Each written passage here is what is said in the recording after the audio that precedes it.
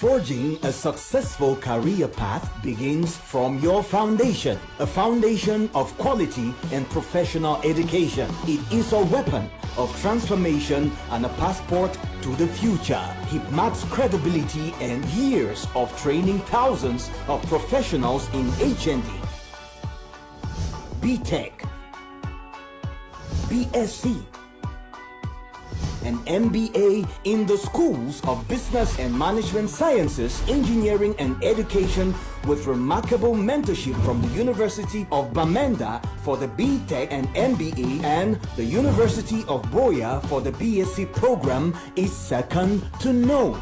From committed professors and lecturers in classrooms to numerous academic field trips, internships and workshops, Hipmat will reform and guide you towards your success. Admissions are now open in our Boya and Douala campuses. Join us. Together, we will build a legacy. Hipmat is what it is today because of its excellent and competent teachers. You choosing Hipmat will be the perfect place to gain that professionalism that you need to further your educational career. The Higher Institute of Business Management and Technology, the University Institute for Professionals.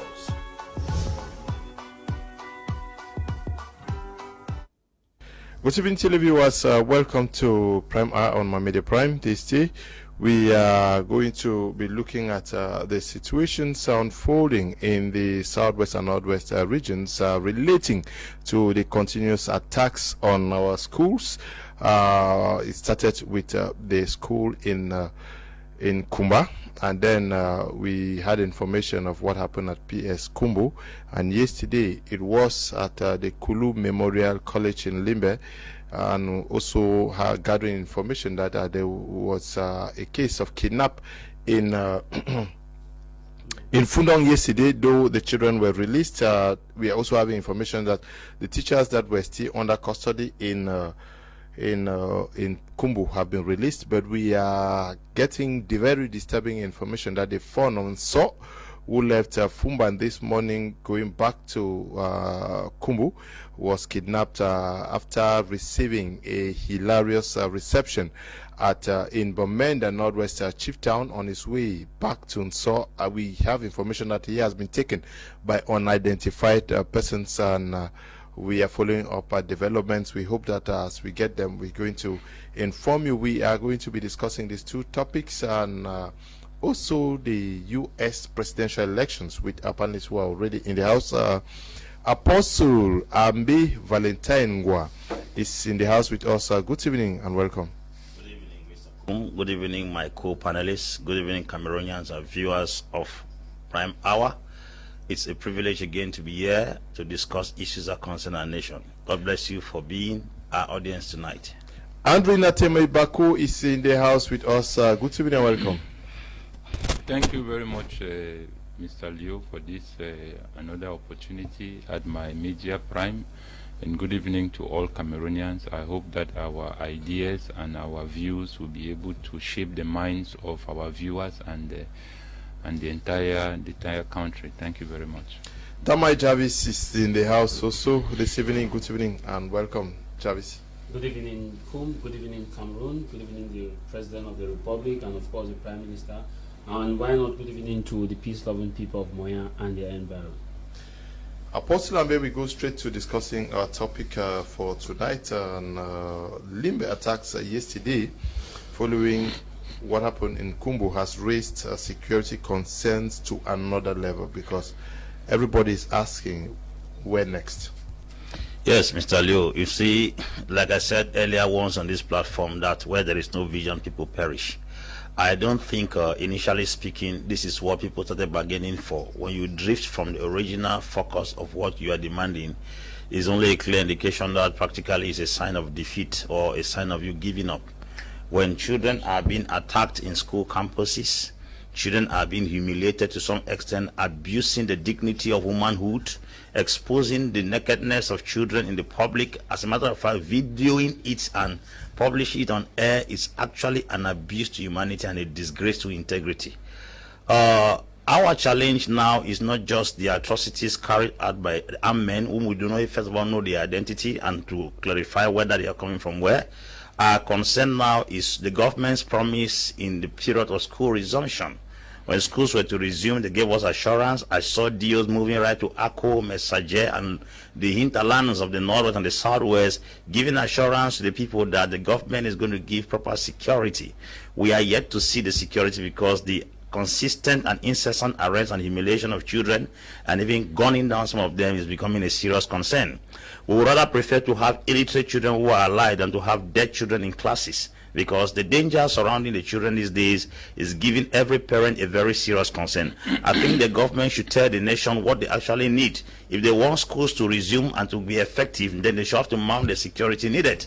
I remember when we had the apartheid in South Africa, children were studying in classes with municipal surrounding the school campus, and that security gave the nation an opportunity for children to go to school.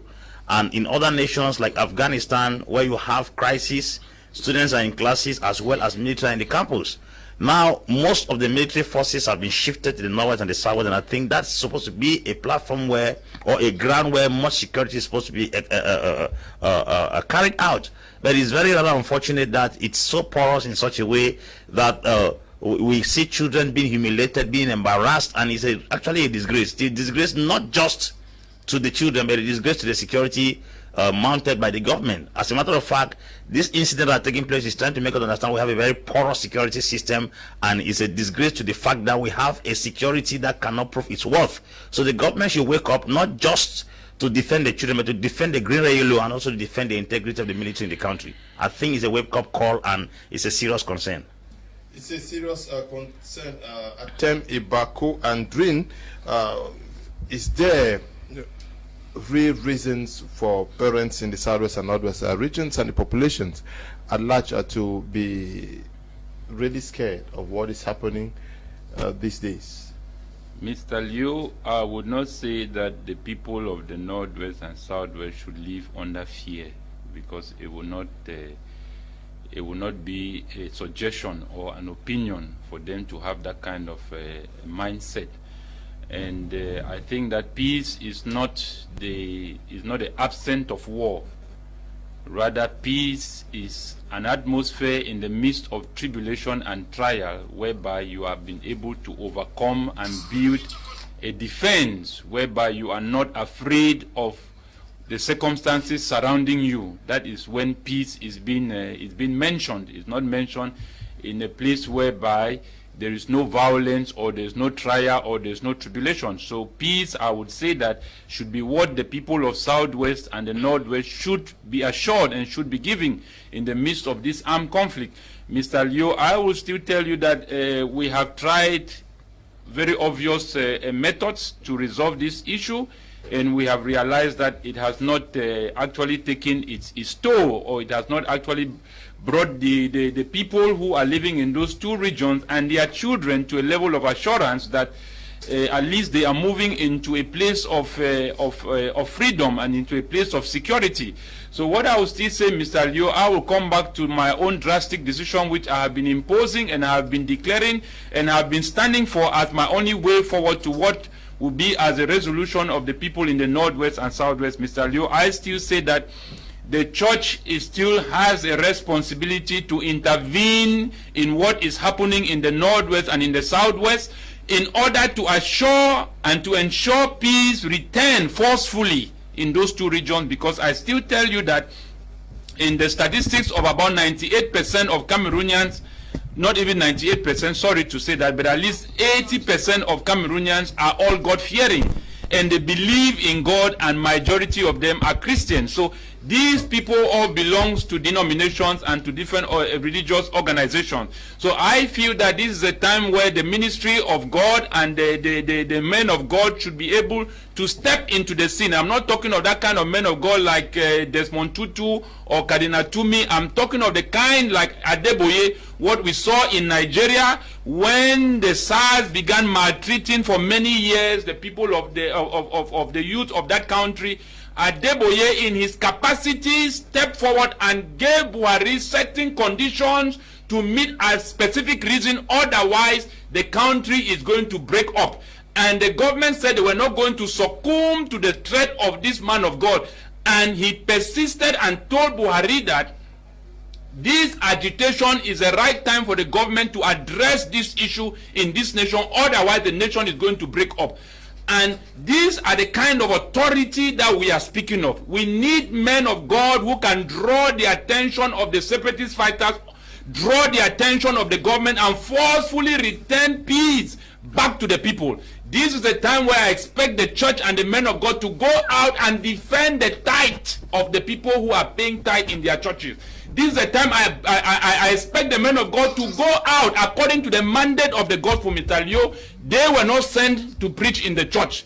They were sent to go out into the nations and make disciples of Christ. So I feel that this is a time whereby if peace is being threatened and the lives and destiny of our young children are being threatened, I think that this is a time where the watchers of men are supposed to stand out and begin to understand that the ministry of Christ is not under the ministry of the government of Cameroon, it's not under the ministry of Atanganji Territorial Administration. It is a ministry that carries the nation on its shoulder, and when a nation loses its vision, whereby it begins to afflict and ensure the people's slavery, this is a time where I call that the men and the sons and daughters of God that have been designed by the foundation of the world to liberate people and to set the captives free, this is the time I expect them to step forward in their capacity and authority. Mr. Leo, we saw in the Bible when Silas and Paul were being beaten and were locked up in the prison. And the Bible says their spirit was grieved and they began giving thanks and praises to God.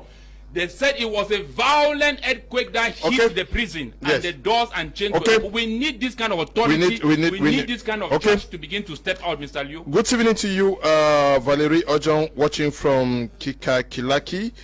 We hope that the phone saw. We are getting information that he has been kidnapped by unknown persons. We hope that he is safe. Also, accompanied. He was being accompanied by Christian Cardinal Tumi on their way back to the land on Saw, the land of the warriors in Kumbo, and that they were kidnapped along the way. From Bomenda, good evening to you, Noel Bong. Good evening to you, Nyawung. Good evening to you, Kumambom Honore, and Tabot Rapport is asking, Kuma Honore Mbom is asking, is Andrew Stem Ebako related to Atem Badi Ebako, my good old friend? I don't know whether they are related, but I want us to look at what happened in Limbe yesterday. The fact that these students were actually humiliated. The teachers were humiliated in front of the students, and we saw pictures from Kumbo where the teachers were made to sit on the ground. Have we gone to some levels where we can no longer understand? To say we've gone to that level is an understatement. We've way past the level of respecting conventions. These are, first of all, attacking a school is against Geneva Convention. And secondly, undressing people is against Geneva Convention, especially children and teachers.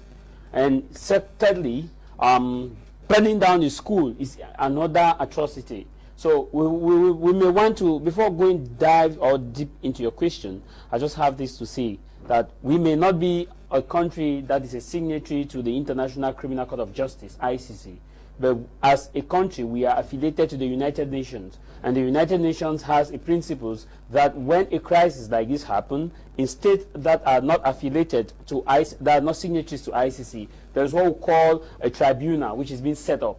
A tribunal is set up, so all those who are doing these atrocities should bear in mind that they will answer to a tribunal, and that tribunal will be a tribunal against the tribunal for the armed conflict in Anglophone crisis. Now, into your question, Leonard, how do you explain the situation that people who went to school, because some of them went to primary school, some of them even went to university, now at a point in time, you see others who are going to the school as a threat to you achieving an independence. We have no problems with their modus operandi, but where we have problems is when it comes to conventions, because these are the same people who preach the respect of conventions. I've watched live shows where you get this talked about Article 1608, and you start looking and talking about the respect of right of a fighter, the respect of this, that the government is not respecting this, that. But look at the situation.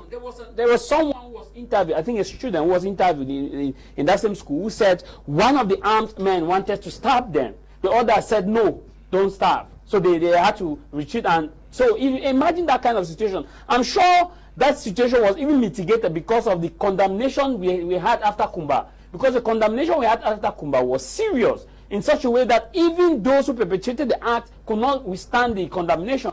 My only worry is that why do you go and attack students at that particular position and disgracing the teachers and the students at the same time in the world filming? You could have do that thing without filming, but it's unheard of that you see your child at that level naked in front of the world. And just to make you understand the mockery behind the voice you could get from the video, and some laughing as the students were running. And this is what I have as a worry, as Atem put it and Apostle put it. The raison d'etre of this conflict lies in the hands of the women and the church, because the government and the armed separatists, they are at loggerheads as to who will win. And at this point in time, you don't look at collateral damage as being serious concern. You look at some issues as just being collateral damage, and you don't feel like it is a necessity. We've just had the fun of Saul kidnapped, Christian Cardinal Tumi kidnapped. The Christian is what next? If people of that standing caliber, the fun of that caliber can be kidnapped, the Christian Cardinal Tumi of that caliber can be kidnapped, you and I, we are not safe. And at this point in time, we don't know what's happening. And you will hear conspiracy theories, they will tell you it is Peter, James, Paul, Matthew, and this. And the bottom line is that there are two factions. There's a government faction, there's an armed faction fighting this war. The women has a responsibility. I believe that the day the women of North and Southwest, of Littoral, all the 10 regions will rise up, will say enough is enough. We want this crisis to end. They will take the right step. As of now, they are doing ping-pong game, as fight we always say. Okay. Because when you go now, you are protesting in front of an administrator. It makes no sense. Okay. To me, that protest should be grounded on the street as a women, and the church join in, as we saw in South Africa. Okay, it's a ping-pong game. Elvis Tayong, where are we when we get every day that students are killed in Kumba, kidnapped in Fundong, kidnapped in Boyo, kidnapped in Kumbo, and then chased out of their campus in Limbe yesterday, and today another video is circulating on social media where a school in the Northwest region is set on fire. Well, greetings to the people of Gunoko village. That's in Bengui. Good thing to all the persons, including especially His Royal Majesty Dr. Fomuki Waters, that's the Royal Majesty of Gunoko village, and the funds of Mbemi and Barakwe village respectively. Well, the question you're asking me is a serious one, calling for concern. You see, I had said sometime on this platform that when people climb on platforms as communication officers for various parties, and they tell you everything is under control, I simply said the absence of sounds of gun for 2-3 weeks does not mean that all is well. It simply means that the guys were surely strategizing to carry out another stage of the war, as we can call it. Now, what is actually happening is that when we hear about all of these things happening, you see, we are blaming both parties because, like Jarvis is talking about the international convention, which we must all condemn, like the issues. What you found in Limbe, I'm the communication officer of that school. That's Kulo Memorial Comprehensive High School, where we did all the groundwork. We have been working on that school for over a year on what you find there. And so after manning all the communication structures for the school and everything it takes, I think they managed to get what they could get. And with that video you get, just a few days after, or probably a week after Kumba massacre, before Kumbo following, before Fundong following, another school being set on fire. You see, it is to tell you that the kangaroo system in Yaoundé still keeps daydreaming. I had told the people in Yaoundé clearly, when you sit and carry out propaganda that everything is under control, you must be able to let the people know that much needs to be done. Because the impression we have is that, like when you find even the governor of the South and Northwest, who spoke recently, and equally assuring that you have surveillance cameras up and down and everything, you see, when you come to a crisis of this nature, the only thing you need to do is, if you bring down your tongue and let even the people know that the thing is becoming complex and the people need to work with you, it becomes a different face. Because if you look at it, like the scenario we're talking about in Kulu there, if you look few meters down at the Sonel terminal, where you have the high voltage terminal there, you have not less than 6 security officers who got that placed. Of course, they have to guard it because that's a sensitive area. Just around that my 2 junction where we talk about GBHS junction, you have the SC parked there, and in that vehicle and SC, there are not less than 8 of them there. Now, if you look at the commotion, that area of there is pretty quiet. that if you start hearing children shouting over there, the voice, the distance between where the school is and that surrounding area is not far, which means even the sound of the commission could equally take the people of the AC, because if the military could not leave their post, which is normally correct, they could equally alert the AC guys just down the road there, who could have taken less than 5 minutes to be up that school. Now, if you go to Manawobe, I'm talking about the security situation. I said that the state needs to do us a lot of favor, because we rely on the state as the sole guarantor of peace as of now. If you look at Manawobe, of course, you understand that they always have what we call standby helicopter, just like in Boya, meaning that within 5 to 10 minutes, if actually those at that electricity terminal could have alerted, while these guys were involved in moving from one class to the other, setting off fire, it means that even a helicopter from the 21st Infantry Battalion in Boya, or from the amphibian in Tico, or from the 21st Infantry Battalion from the B at the Manawobe, could have equally carried a helicopter, which would have been just a matter of 6-7 minutes to patrol that area. So if you see, a lot of negligence has been done. When I spoke about Kumba massacre, I thought that the state would have sit up, because in Kumba massacre, I said that apart from the government schools, just like apart from GBHS, Limbe, GHS, Limbe, GTHS, Limbe, all the other schools don't have security officers. They don't have. And I think that, what is my worry, Mr. Leo? My worry comes that the state is not doing their job. If you look at the having security officers, go to Miselele, they are in Miselele, not less than 20 of them, every day on the road, collecting money. If you come after Miselele, if you are coming towards, you want to get into Douala towards before Bikoko, there are not less than 22 or 25, both sides of the road, mixed patrols there. If you are going towards Mbanga, before you get to Mbanga even, before you get to Susa, you have not less than 15 of them there.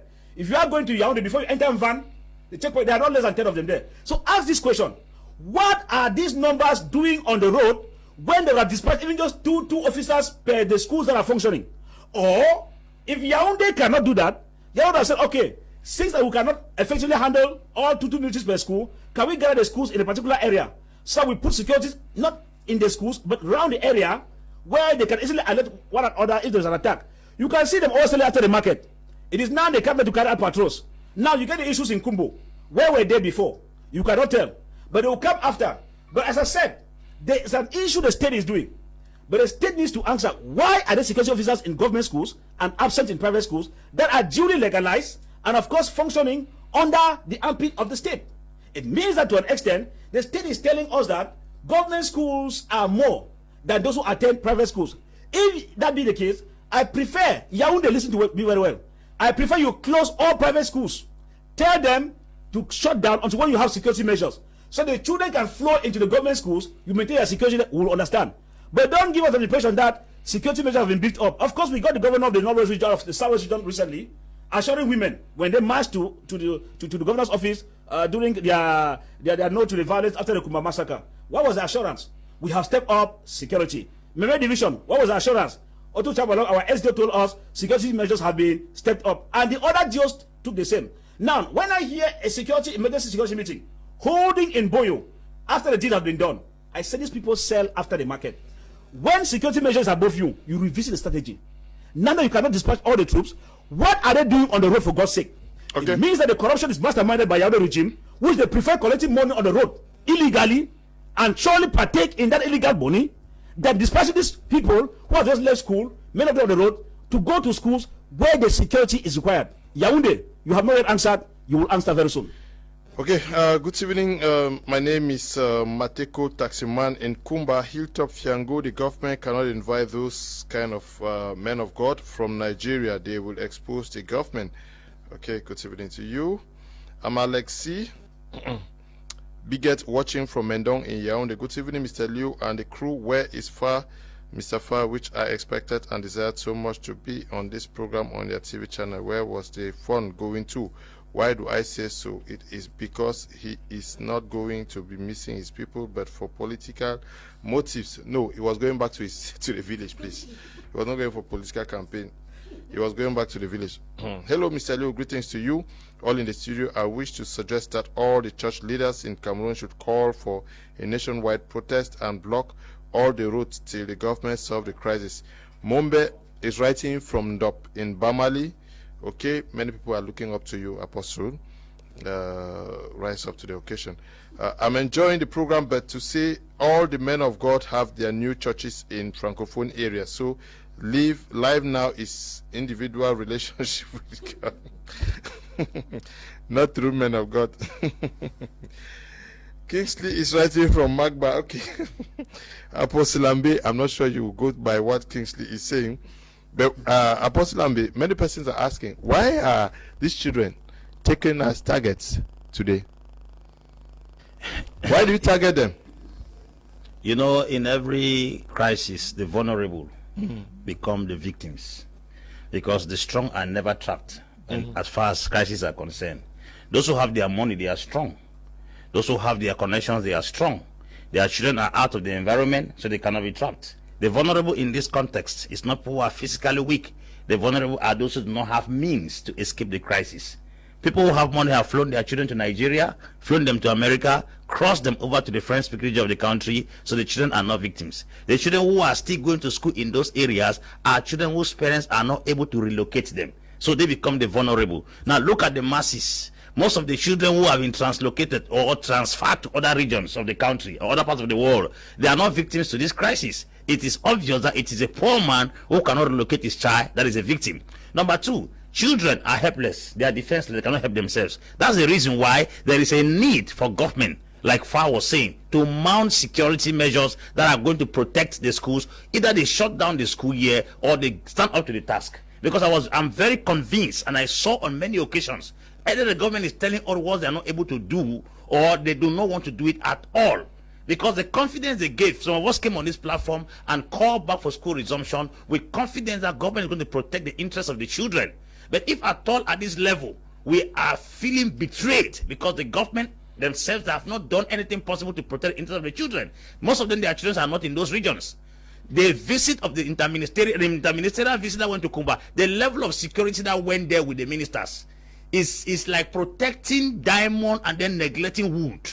The children seem to look like wood in the presence of people while the ministers are diamond. Those ministers are already old and they are signing out with life. They should not forget that the children are ministers tomorrow, and the minister was a child yesterday. And no Cameroonian is more important than the other, because we don't know who carried the salvation of this country. Maybe some of those children, the ones who died, are the ones that carried the salvation for economic redemption in this country or political redemption. So we should not minimize the children because they are small. If they could mount such security to carry 3 ministers to Kumba, the prime minister was in Kumba today. The level of security that was going along with a man tells you very well that 5 children are not that important as compared to 1 minister in this country. I'm still asking the question, do the ministers have gold flowing in their bloodstreams and diamond while the children have the water flowing in their system? What makes the ministers more important than those children?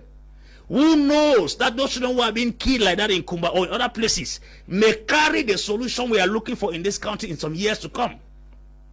My challenge is this: those children do not have guns to help themselves. Number 2, they do not have money to relocate themselves. Number 3, they do not have the opportunity to go to another environment to study. And number 4, they must study. And if at all the government is asking children to go back to school, the government responsibility is to make sure those children are properly defended. We cannot have a country with military forces present heavily in a region, yet the highest atrocities are taking place in that region. If something happens now in this French-speaking region, I will take it now, because I know that most of the military have been transferred to the English-speaking region. But in the English-speaking region, we have the highest security, yet the most dangerous things are happening there. It is trying to prove the unprofessionalism, the incompetence, and the awkwardness of the military system. If we do not do something, then they are going to convince us to understand that we don't have security in this country. I think that we are here on this platform to call the government attention that we do not want to hear we condemn. We don't want to hear we are mourning. We don't want to hear we regret. We are tired of regretting, condemning, mourning, and crying. We need measures right now that will bring lasting solutions to this problem. True, everyone must go to school, but the truth is we must make sure that people go to school under serene atmosphere. Okay. I don't want us to keep on saying that I condemn. We have condemned Gabu, condemned Mata, condemned Pinyin, condemned Kumba, condemned Kombone. We will soon condemn Afghanistan, condemn Turkey, condemn Benin, which will not give any solution. Please, Government of Cameroon, hear me, wake up to your responsibilities. The governor should not come up with SDs and tell us that security has been beefed up while the security has been jangatized. Okay, good evening. My name is Frank, writing from Dubai. Greetings to Far Tayong and Atem Ebako. They speak their minds without fear or favor. If they would have been 50 of them, the crisis would have ended already. Good evening to you. This one says, Desmond, writing from the United States of America, says, apart from Far Elvis, who I love so much, the rest of the guests are just romancing with the regime. Desmond, good evening to you, my brother. Esther, writing from Yaoundé, says, Mr. Liu, good evening, and to the panelists, they are just the best for the topics. They will pay the cost of what they did to those guests. Okay. Prince Williams, writing from Baron Bikang in Kumba, says, all these are works of the wicked ones, and there is no peace for the wicked. Good evening to you, Prince Williams. Tabot Machiavelli, writing from Yaoundé, says, greetings, the fun with mystical power still run out of his fandoms due to the ongoing Anglophone crisis to take refuge in Yaoundé, thereby allowing his subjects in imminent danger. Good evening to you, Tabot Machiavelli, and to you, Esther, in Yaoundé. All of you are in Yaoundé, and Prince, who is watching from Kumba. Good evening, Mr. Leo from Douala. The government is to blame for all what is happening.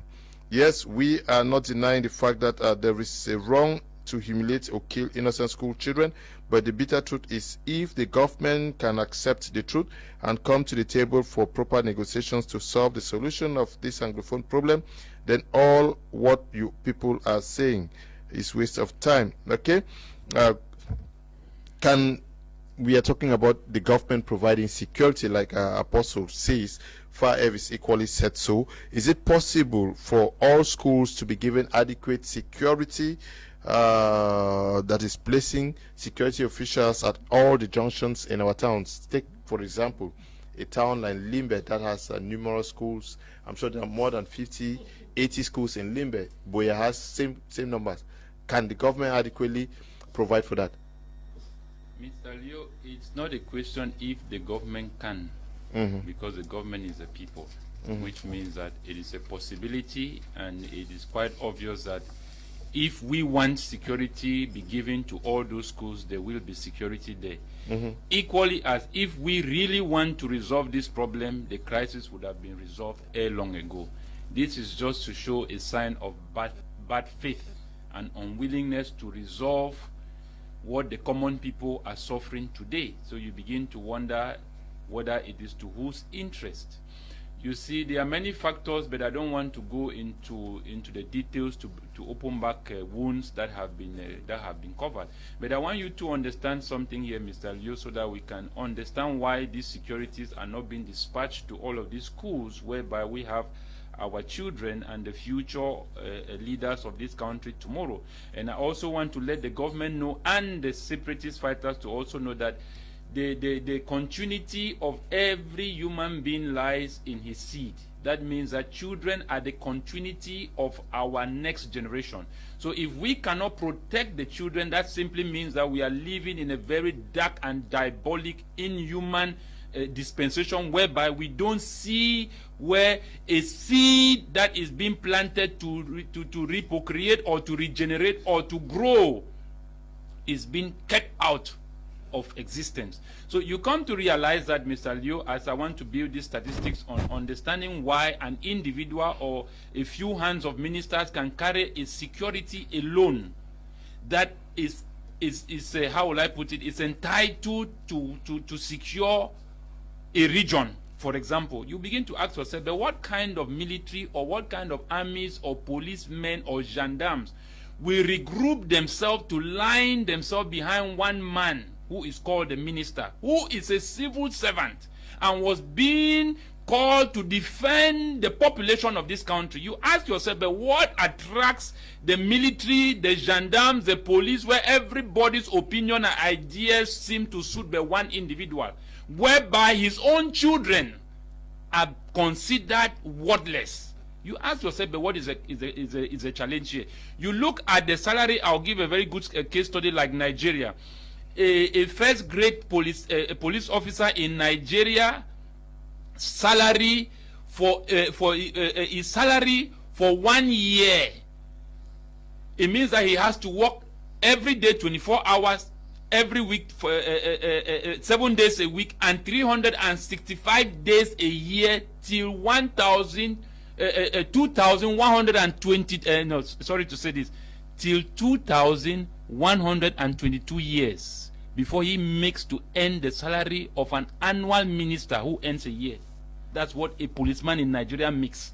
That means that he will have to live his entire life. His great-grandchildren will come to live to make the money that one minister makes in the government. And you come to understand that, but why then does he need to protect the minister? That's why I keep saying that the system employs the military not to defend the population, but to defend what they amass, to defend what they are keeping. That's why these men are considered as creators. They guard them like gods. You ask yourself, but what are these not men? What is the difference between a minister and a policeman? A policeman should earn more than a minister because he goes every day to defend the people. So you realize that if you see this kind of thing where we have schools, after we have cried, that school should resume. And I said that this was not good enough for us to say that school should resume. Where was the hand of the place of the government, and where was the place of the armed separatist fighter who said also school should resume? The children were left exposed. So we need to understand that until the population of those two regions, and this is a solution I've been putting down, Mr. Liu, the population of those two regions, the civil society, the church, the women, the Okada riders, the taxi drivers, all the stakeholders that matters there, by the time they begin to go out and make sure that they are not returning back home, and their men of God and their Christians are also there to bless them and to keep the hand of God up, Mr. Leo, this crisis will drop. In my statistics that I've given, it will take about 10 to 15 years before we start having proper dialogue that can start bringing about a resolution. So I am calling on the population. The host should start rejecting the virus, because no man has monopoly over life, Mr. Liu. And if you look at the school and look at the children that were sent into those schools, Mr. Liu, I feel so sad, because these are young children. This is the same way Kabila left the border of Rwanda, entered to Kinshasa with made about 2,000 kilometers. He marched with child soldiers. When he entered into the place of power, he drove all the soldiers he came with from Rwanda, which were all children. And it was the same soldier that he grew up, they trained from Rwanda, that killed him. So what am I simply trying to say? These children that they are sending them to go, that have been brainwashed, they have been giving them all kinds of drugs to go and carry this kind of atrocities. It is these same children that will kill those separatist fighters. I'm telling you, those leaders, whatever they are sowing, I'm laying this as a foundation, Mr. Leo, whatever they are sowing, and they have decided that these people and these children should die, let the people of Northwest and Southwest begin to build their strength and understand that if they don't start rejecting this virus by faith, they are not going anywhere. These men will die. You will not die. Comes back to the issue of faith. Greetings to you all in the studio. Mr. Leo, let the CRM guys stop making noise and propose a way out. Terrorist acts are always difficult to trace. Even in America, with the high level of security, they will still witness such attacks. Let's join hands with the government and fight these terrorists. The people of the northern part of Cameroon formed vigilante groups to fight Boko Haram. If they had decided to wait on the government like we are doing today, it would be something else today. Alain is writing from Douala. Mondi writing from Limbe says, hi to all. Silence in times of injustice and waiting for invitation from the same oppressors are the types of prophets and men of God we have in this country. They only know how to manipulate people for money in the name of sowing seeds. Wait for them at your own risk, because they will never stand for this country. Good evening to you, Mondi from Limbe. Good evening, Mr. Liu. I'm Sidwan 5 from Kmer Central B Village. Please let Apostle Ambe tell the Cameroonians the truth, and I want to say hi to you all in the studio, especially to you, Mr. Liu. Keep on with your programs. Thank you very much. Mr. Liu, no amount of security mounted in these regions can guarantee the safety of children. Our preoccupation now is to bring an end to this conflict. The right to education is as fundamental as the right to peace. No parent wants to send their children to school guarded by heavily armed men. Parties in the conflict can as well negotiate buffer zones, like in the case of Syria and Yemen, where children can freely go to school without fear of being killed. KB Valerie writing that, thank you, Valerie. Greetings to you all in the studio. Mr. Liu led okay. I'm sure I got your, it's a repeat of the message. Good evening, Mr. Liu and the panelists. I'm Fred from Boya. Please, the issue in this southern Cameroon is not about putting security or military men in the school campus, but rather look for a lasting solution, which is a negotiation with both parties. Good evening, Mr. Liu. You people are doing a good job. And the question I ask is, why is it that these evil acts are carried out by people who claim to be fighting for us, the Anglophones? Juan is writing from Yaoundé. Good evening, Mr. Liu. I agree with Apostle Ambe. The way the Prime Minister was accompanied to Boya tells us that the lives of the ministers value more than those children schooling in the two regions. Yusha Mo writing from Douala. Now, has the government to some extent also failed the population? Can we consider that? Yeah, I'm talking about with respect to providing security. Yeah, I think it's issue of policy here. Okay. When we look at the crisis as is unfolding from 2016, 2017, 2018, and now 2020, I would tell you that the government needs to re-strategize in terms of the security measures. That is, the stakeholders that are not taking security of the innocent, of the vulnerable. That's serious. You ask a question to Apostle as far as why are they attacking kids, children. I think this is because they are the vulnerable. They're soft targets. They are soft target, and it will raise a lot of focus on the conflict than when you attack a military or than when you attack a senior person. Remember that the women and the children are forces that if you touch, that's why the Geneva Convention protects them. And when you touch them, it's more viral than when you touch an institution. That's why you see the wave of attack have been now more on schools. Like I said, that the absence of gun doesn't mean, sounds of gun doesn't mean that the conflict has ended. Now these guys have re-strategized. Now they are going out to the target where the international community says don't touch. And because it's an aspect of creating an awareness, there is something the state has failed in terms of providing this security, and the state needs to do more. If you look at, if you are going to Boya, fight just started from Boya coming, but if you are going, there is a security post in front of the police college Mutengene. There's a gendarme check there. When you climb up, immediately as you are climbing up the gendarme station, before you want to reach the roundabout, there is another gendarme check there. Now, before you reach the roundabout, there is gendarme check at the roundabout. When you climb the Mutengene hill, as you want to enter my 14, there is a gendarme check. You go again towards, as you meet my 14, you have gendarme check. You go now again at my 16, you have gendarme check. Before you could even go exit my 16 market, we have gendarme check. Now you start asking yourself, these numerous gendarme check, look at schools. How many of these schools have these same securities that have been placed? It therefore tells you that authorities are focused on working their money at the road than protecting the innocent civilian. Because if you count the numerous gendarme checks and military checks that's on the road between Boya to my Mutengene, it's enough to say private schools take a certain portion, Look at the communique of the Minister of Communication after the Kumba massacre. He stated that this said school began its activities without notifying competent authorities. I don't know what will come of now of Kulu. Maybe Kulu to start their activities without notifying competent authorities that they have started their activities, so the state should accord them the same level of security. The question now is, why is it that these no-state armed groups or the alleged gunmen or the so-called people you think they are responsible attacks only the private schools and not the government schools? Because the private schools don't have adequate security.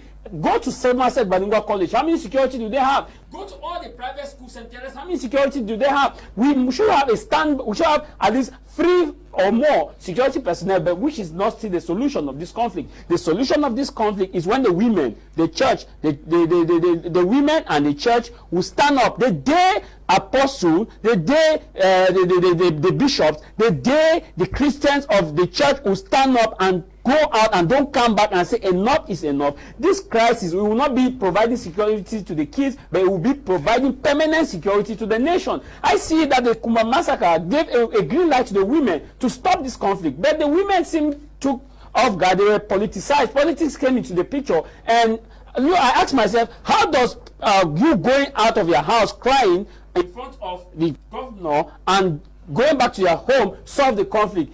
We cried Kumba, we cried Fundong, we are crying Akulu. What next? The thing is that our mothers, our young girls will go out and don't come back, and they say enough is enough. That day this crisis will be solved permanently. We will not be talking about providing security. We'll be talking about the fact that we will now move to post-Anglophone crisis. But now we are still in an active conflict. So my issue is that the government of Cameroon, we stated here categorically clear that schools should function because education is an inalienable right of a child. And in Afghanistan, that there's war in Afghanistan, the schools are ongoing. In Syria, schools are ongoing. But there are zones that are carved out. It's only in Afghanistan, between Afghanistan and Anglophone crisis, that I keep seeing attacks of schools. Because 2 days ago in Afghanistan, University of Kabul was attacked by gunmen and over 19 students were killed. And the same thing on that same 24th October, where Kumba massacre occurred, there was an attack again in a school in Afghanistan. 18 students were killed. You see that at the same time we are still talking about attack of institution.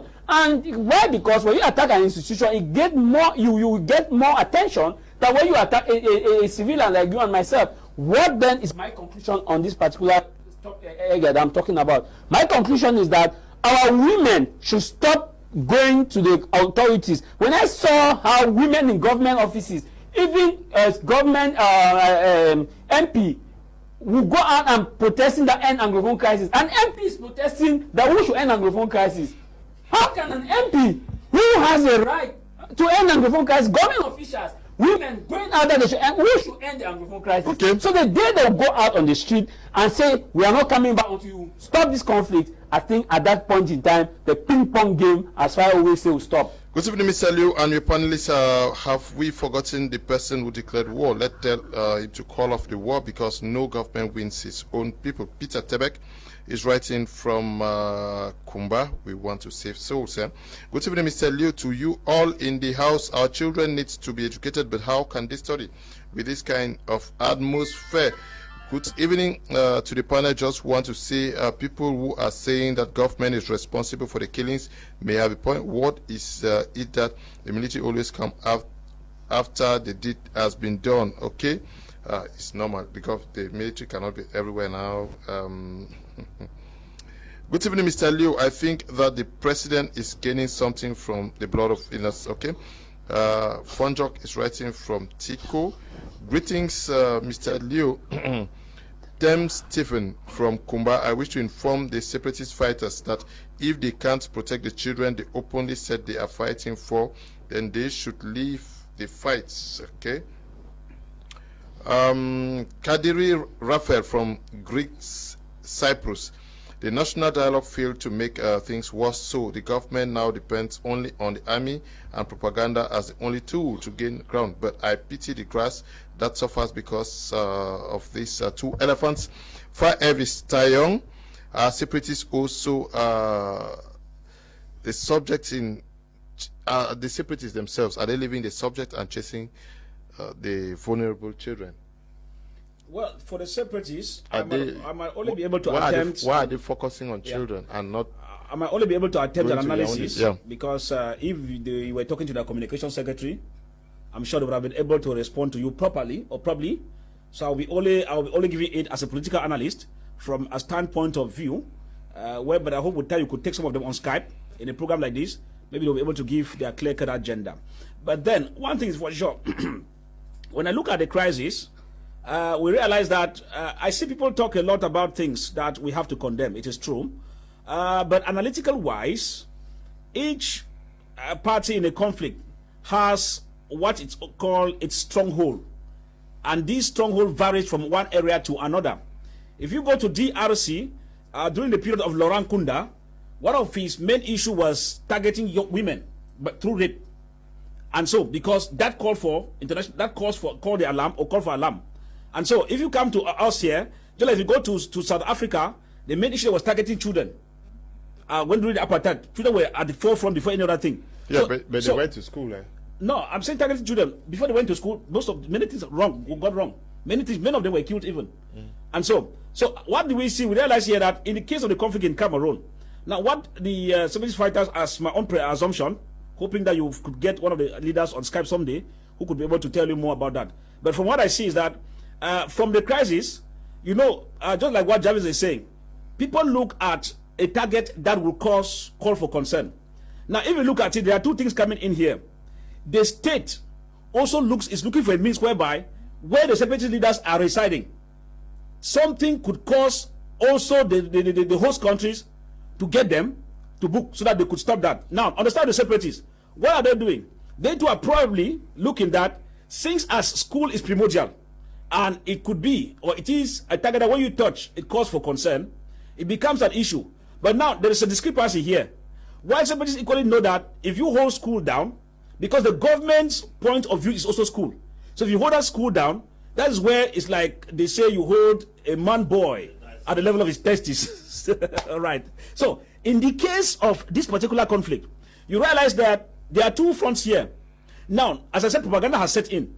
Now, if this one says this one should go to school, is it really okay, as he said, that people should go to school, or another group could come behind and say, no, people should not go to school? So why it's becoming complex, you realize that each time the schools are touched, it raises a lot of concern worldwide. But each time you go and burn a small local market, yes, you see, it's like no event. If you go and touch 2 or 3 shirts in one local market in Batibo or in Gi or in Jikwa or in Fura or in Mwa, it does not create. But once the people hear it is school, the next thing is, are the children safe? What is wrong with them? Are they very okay? So it means that they too must have calculated the importance of school. Now, the main issue here is we will not be encouraging killings or telling children to go out naked and all the like. No. But my worry here is that a stitch in time saves 9. While the separatist leaders or fighters have their own target, I have the belief that their intention is to draw the government to negotiation. Because the truth in it is that, as I keep on saying, Yaoundé, whether you like it or not, if you like take 50 years, you will sit down on the table with separatists. Even if it's not in this generation, you must sit down with the separatists and dialogue with them. If Colombia could take 50 years fighting with the FARC rebels and finally coming to terms with them, I don't think it will be a different scenario with Yaoundé regime. So in a nutshell, Mr. Leo, the main issue here is that people are calculating their targets, where they think they can use it as propaganda, and which will be able to have an influence over the other party. In this case, you see, like we're talking here on the table, this round table, you see my worry had been the level at which security was equally maintained for one minister when Mr. Tangajik was coming, 3 ministers, and this time PM. When they were from Mungo Bridge, military was stationed from Mungo Bridge right up to Boya and even to Kumba. You could imagine what I'm talking about. At each distance, they are in the road, in the bushes. So if you look at it, while some of us were traveling under there and looking at the scenarios, we're asking, but why could these guys not divide themselves to the schools that are functioning if they mean business to protect the schools? Okay. So at the long run, I think that the church itself is not playing its role well. Apostle Ambe is my 90-minute man. But I want to say that the church has failed. Not only failed, but failed woefully. That is with hands, legs, combined, the entire body. Because this church we're talking about, I asked a clergy the other day in Yaoundé, in Bastos. I asked the clergy in Bastos, what is happening that most of these ministers fellowship there? And you cannot call them for counseling or book an audience with them and say, but don't you think that? But I realized that most of the clergy stay quiet because most of these big guns, they have a role to play in the church. If you go to Bonamusade, for example, you will not expect the pastor to shout at the various directions who are there, because these are the guys that man the church financially. If you go to Bastos, you go to Simeyong, I'm talking about Presbyterian churches. If you go to Etukebe and all the like, there are big guns in these churches. What do they do? Just call a project. One person is contributing half of that budget already. So you discover that for some men of God who have sold their conscience to the devil, for some men of God who have sold their conscience to money, it explains why they have very little influence over these people. Hey, but if I rebuke him and he leaves the church, it will all be well with the church when we need him financially.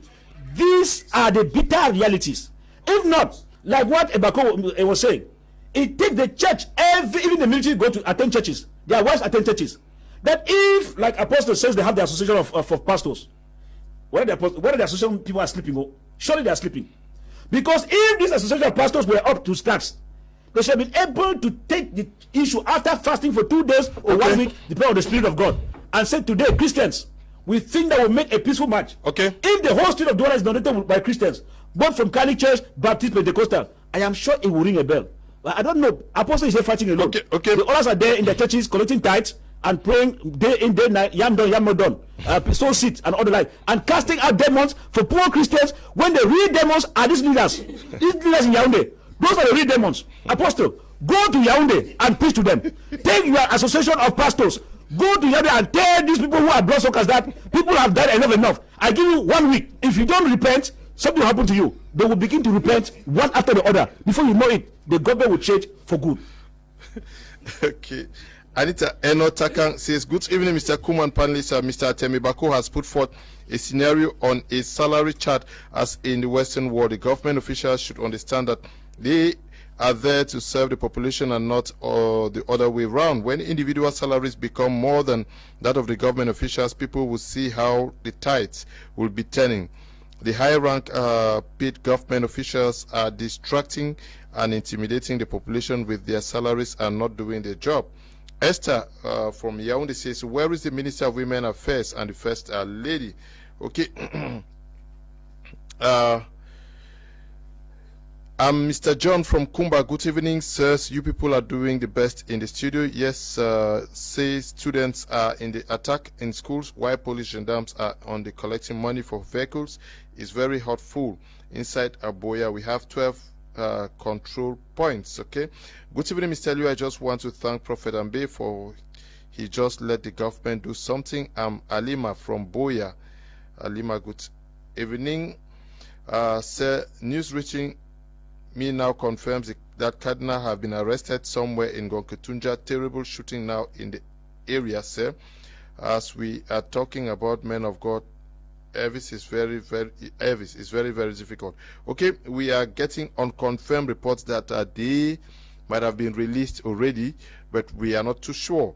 Good evening, Mr. Liu. Is Lizzie from Muya? It's really bad to see all the happening in the world and really sad to see what just happened to our children, but from what the Bible standpoint, no government can solve all the problems except God's kingdom.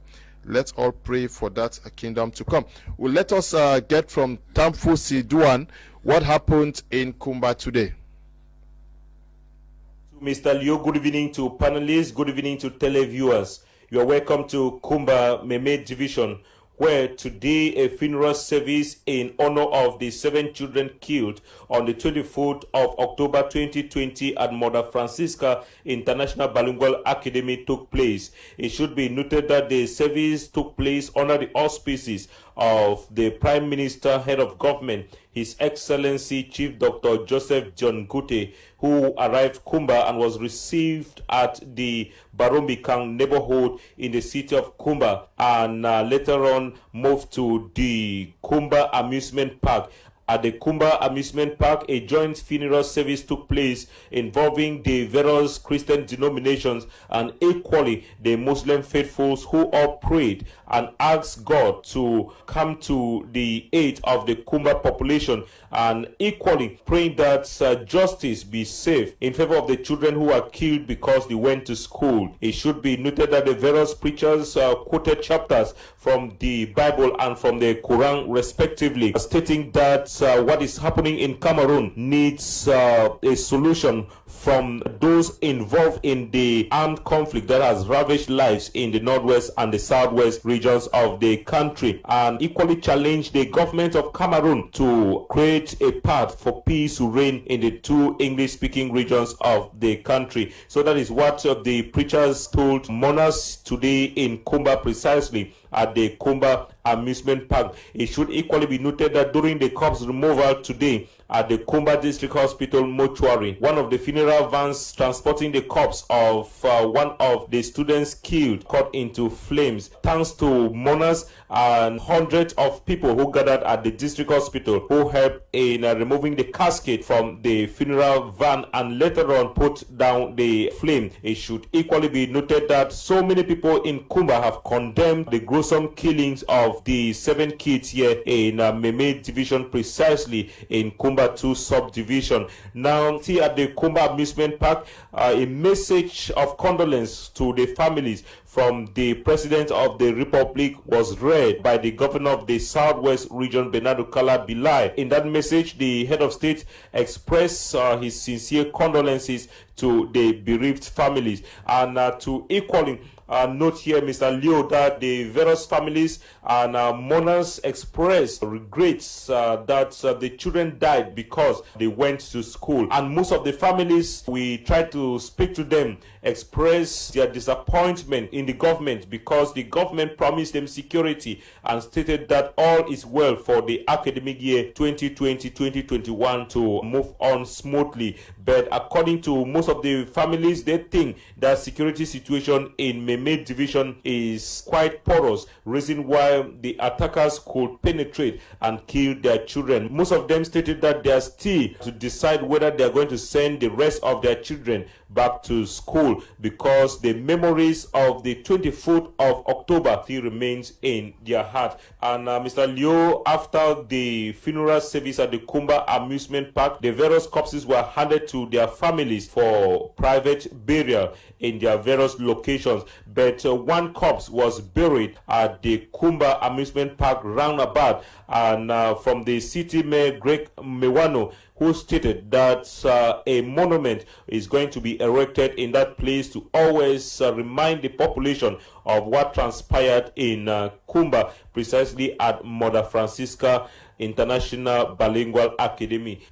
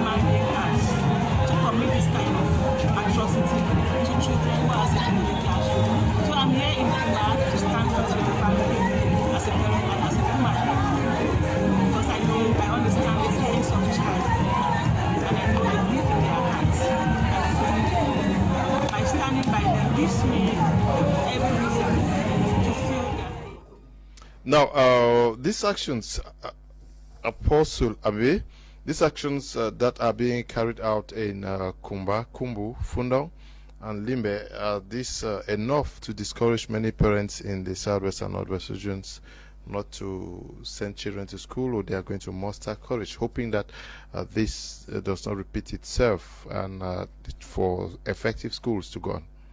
Yes, Mr. Leo, you know, before parents initially accepted sending their children to school, a phobia was created by reason of the fact that the armed conflict kept a lot of children in the house. So parents got so afraid to send their children to school because of the threats that came.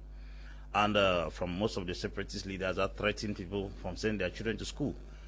It took actually serious campaigns and serious encouragement from the government to convince parents to send their children back to school.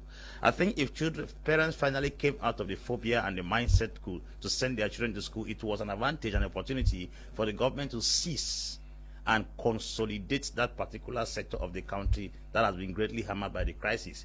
They were supposed to have taken advantage to maintain security and give parents the confidence that their children going to school is not a mistake. But it looks like they wash a dress white and they are now steeping it inside the mud again. They are trying to dirty back what they have struggled to clean. I think the encouragement that parents got to send their children back to school, there was so much effort in place. I saw Dios and other personalities and all of us who came on the media here campaigning for children to go back to school because we knew the damages that staying home would cause the children. But unfortunately, it's like the children have resumed school, we're getting more atrocities than the children stayed in the house. How do you expect that children will go to school and then they are being killed, they are rendered naked, they are being kidnapped in the presence of the military force? I mean, it's serious concern. People are already getting psychologically discouraged. Remember the last time when the children died in Kumba, there was a rumor that armed men have gone to schools, parents were running helter-skelter trying to pick their children here and there. That was already an impression given to them. Secondly, if parents still see things continue to happen, because already most of them are already getting frustrated. If they see things continue this way, I'm telling you, in the next 1 month or two, most parents will not send their children to school. And this second time, if they make a decision not to send their children to school, I'm afraid no campaign whatsoever will be strong enough to convince them until they see a certain level of serenity and calmness that can convince them to send their children to school. What we are telling the government to you right now is that they say stitch in time, safe nine. It's time to get the bull by the horn. Now that they have been given this opportunity, they should make proper use of it, because the humiliation of children and the death of children is a very serious concern. It's a very serious concern. I could not hold my tears today when I saw some of the mothers who were crying who lost their children. I was told a woman who had waited for a child for almost about 10 years lost a single child in that particular thing. I think the car that carried that particular child caught flames, and the mother was crying, the picking one go, picking one go, picking one go. When I saw that video, I break down into tears because I could feel the pain of a mother. And now this torture that children are already going psychologically first, it's affecting them even to study, because children are not studying in class with all their heart. Most of them are studying, one head is inside, the other head is outside.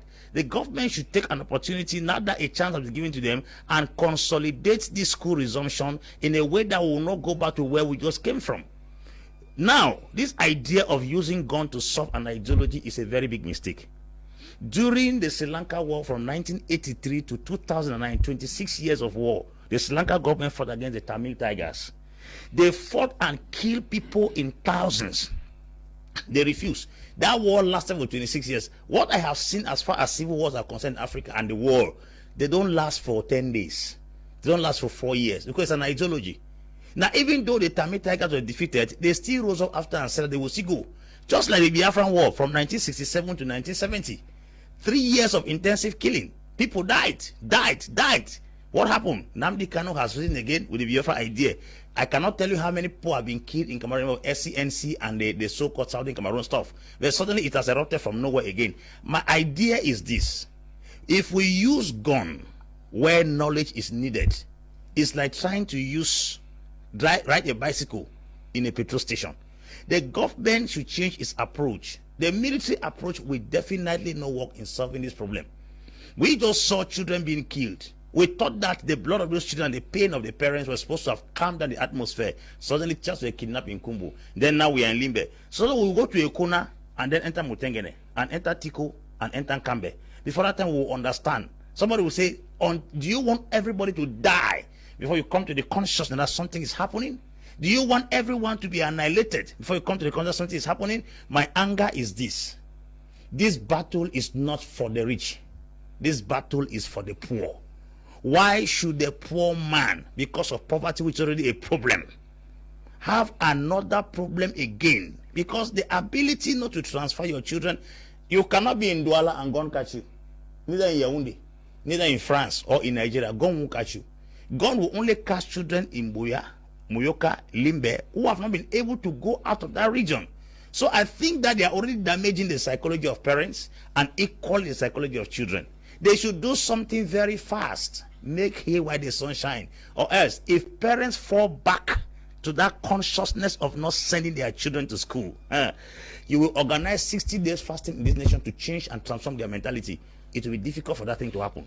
I think the government should do everything possible right now to make sure that the fear of sending children to school should not grip the heart of parents. Good evening, Mr. Liu. I'm Jebams from Boya. Honestly, the government has failed. I, for one, if my children will go to school again, I must be convinced that there is high security in their schools. The government has failed and are still failing to understand the solution to solve the problem. Good job to you all at the studio, and my regards to my senior school, President Apostle Ambe. Okay. Good evening, Mr. Liu. My name is Peter from Camer. The government is playing with the life of our kids by giving us assurance that they have put security possibility for them to resume classes. But today, all is clear. That they are just playing games and eating fat from the money that could solve the Cameroonians. This okay?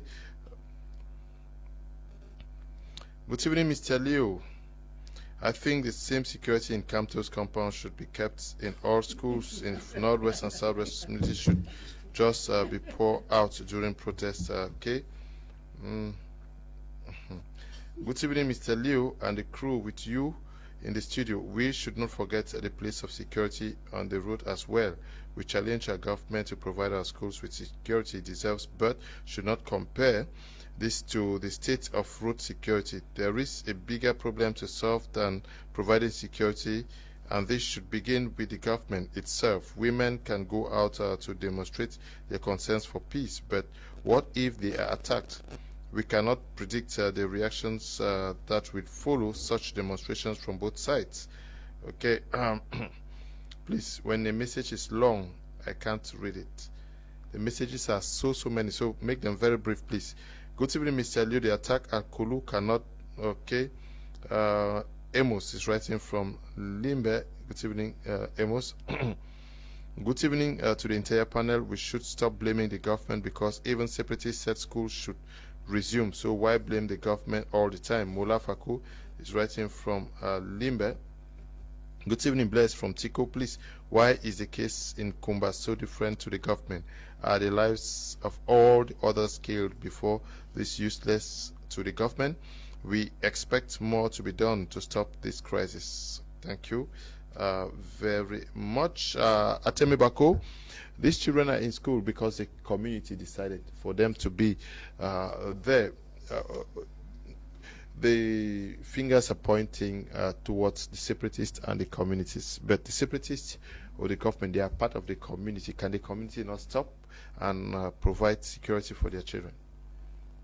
Mr. Leo, neither these two parties have monopoly over this country and to decide whether who should live or who should die, and they don't have monopoly over life. You see, I will still go back to the protests I saw in Kumba when the women came out. My only worry was that I did not see the men that stood with the women.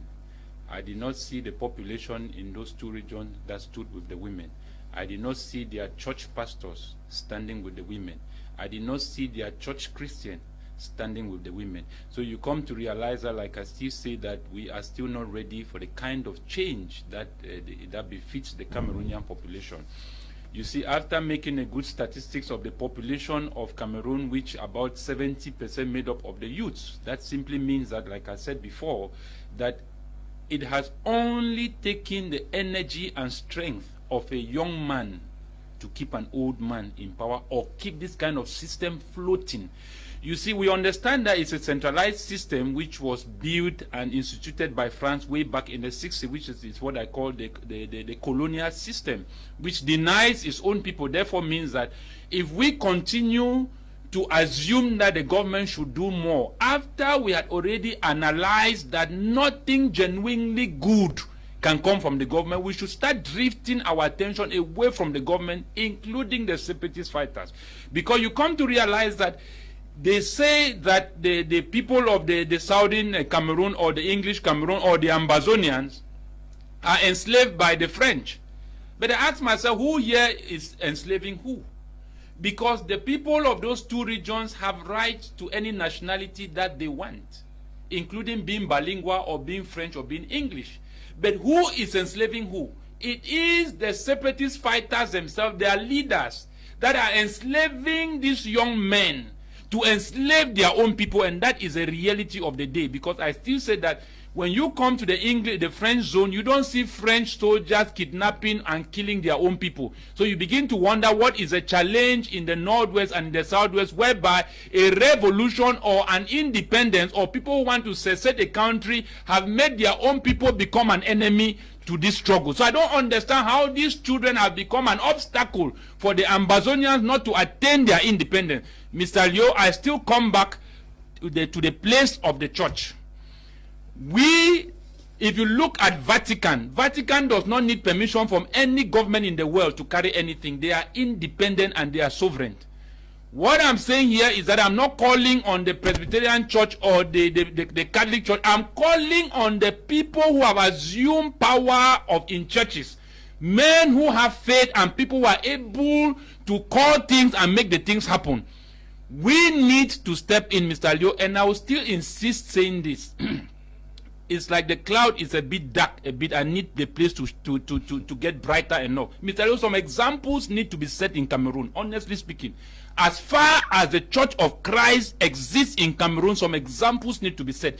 Until the government of Cameroon come to the awareness that there is an organization or there is a body in Cameroon that you don't dare with it, and when we begin to start speak, everybody must listen. I've told you and I've given you a very good example. In Nigeria, an individual, Adeboye, calls the attention of a head of state and gave him instructions, and is even proposing to Buhari that there must be a prime minister, so that if you are controlling oil, this man is controlling finance. If you are controlling this man is controlling, so that no one has power over the other, and all of them are accountable to the people, so that there should be equality and equity of power. So what am I simply trying to say here is that the church needs to regroup, because they have been so divided and so partitioned. Every man is interested in their own personal interest, because I wonder whether the kind of churches that some of these men of God are building is actually the church that Christ says, I shall be my church. The one these people are building is not the church of Christ, because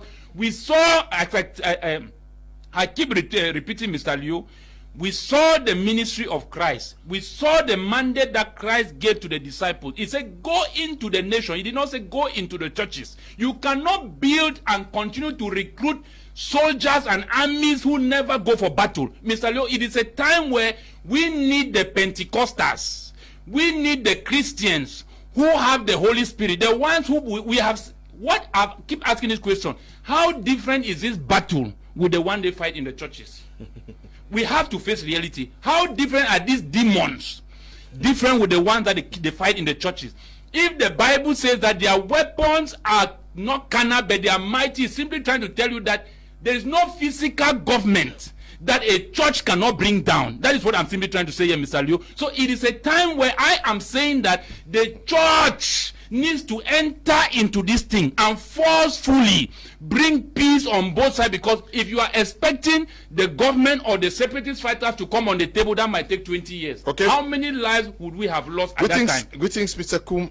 Leonard, and to you all in the house. We Cameroonians are tired of crying day.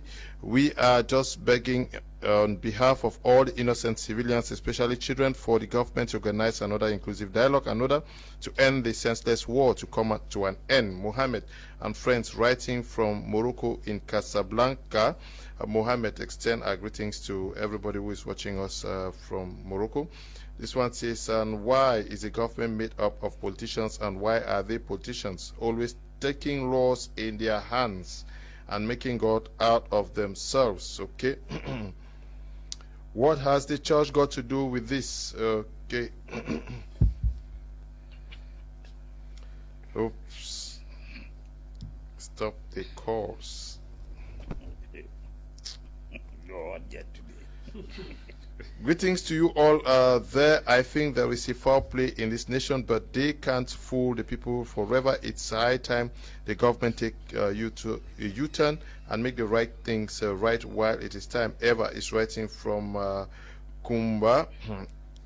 Good evening, Mr. Leo. Great panelists and topic. School is good, but a living illiterate is better than a dead professor. Andre is writing from Tico. Good evening to you, Andre. Good evening, Mr. Leo. I'm Vincent, writing from Gabon. Proverbs 29:16 says, when evil people are in power, wickedness increases. That's the reason why the Anglophone crisis can't end, and the men of God have failed to perform their spiritual duties. May God come to our aid. Okay. Kalis Choka watching us from Yaoundé says, good evening, Mr. Liu. It's Kalis from Cameroon. I think for the children to go back to school without fear, there should be maximum security at the schools and around towns, because when these illiterates will realize that they can't get to schools anymore, they might wait for children in the streets. Please, the population should join the government and stop this. Guys, Kalis, good evening to you out there in the nation's capital. Good evening, Mr. Liu. The truth is security does not really matter at this point. You can't easily fight someone in his house, so it's better to think something else. Man Tapa is writing from Yaoundé. Good evening, Mr. Liu. I'm Vali Achandam in Bonaberi, Douala and crew. Which woman are we sending on the streets when our country issues authorization for people to manifest for their good? I'm afraid many will still die. Tamai Jarvis, given the circumstances under which our children in the southwest and northwest go to school with repeated attacks on them, can the government also think otherwise, create a buffer zone like somebody said, or create what they call education centers or complexes where they can provide adequate security? Say, for example, a town of like Limbe, create 5 education centers, Boyasem, and then secure them. Yeah, Leona, if you, a couple of, I think months ago, I talked about buffer zones, and I'll come back again. And the issue now with buffer zone will now depends on the exit now of these same students or children, because when you protect them in school, they will go back to the quarters. Now, if they are safe in school, they will definitely come back from the quarters and start getting cases of kidnaps again. Now, it's possible for the government to do buffer zone. I think buffer zone is going to be very important for town like Limbe, town like Boya, town like Kumba, town like Muyuka, those towns. And why? Why I think buffer zone can be very important. The buffer zone, because we had watched the separatists stating that they wanted school resumption. Now, if they agree, okay, let's get this. Let's give this a trial.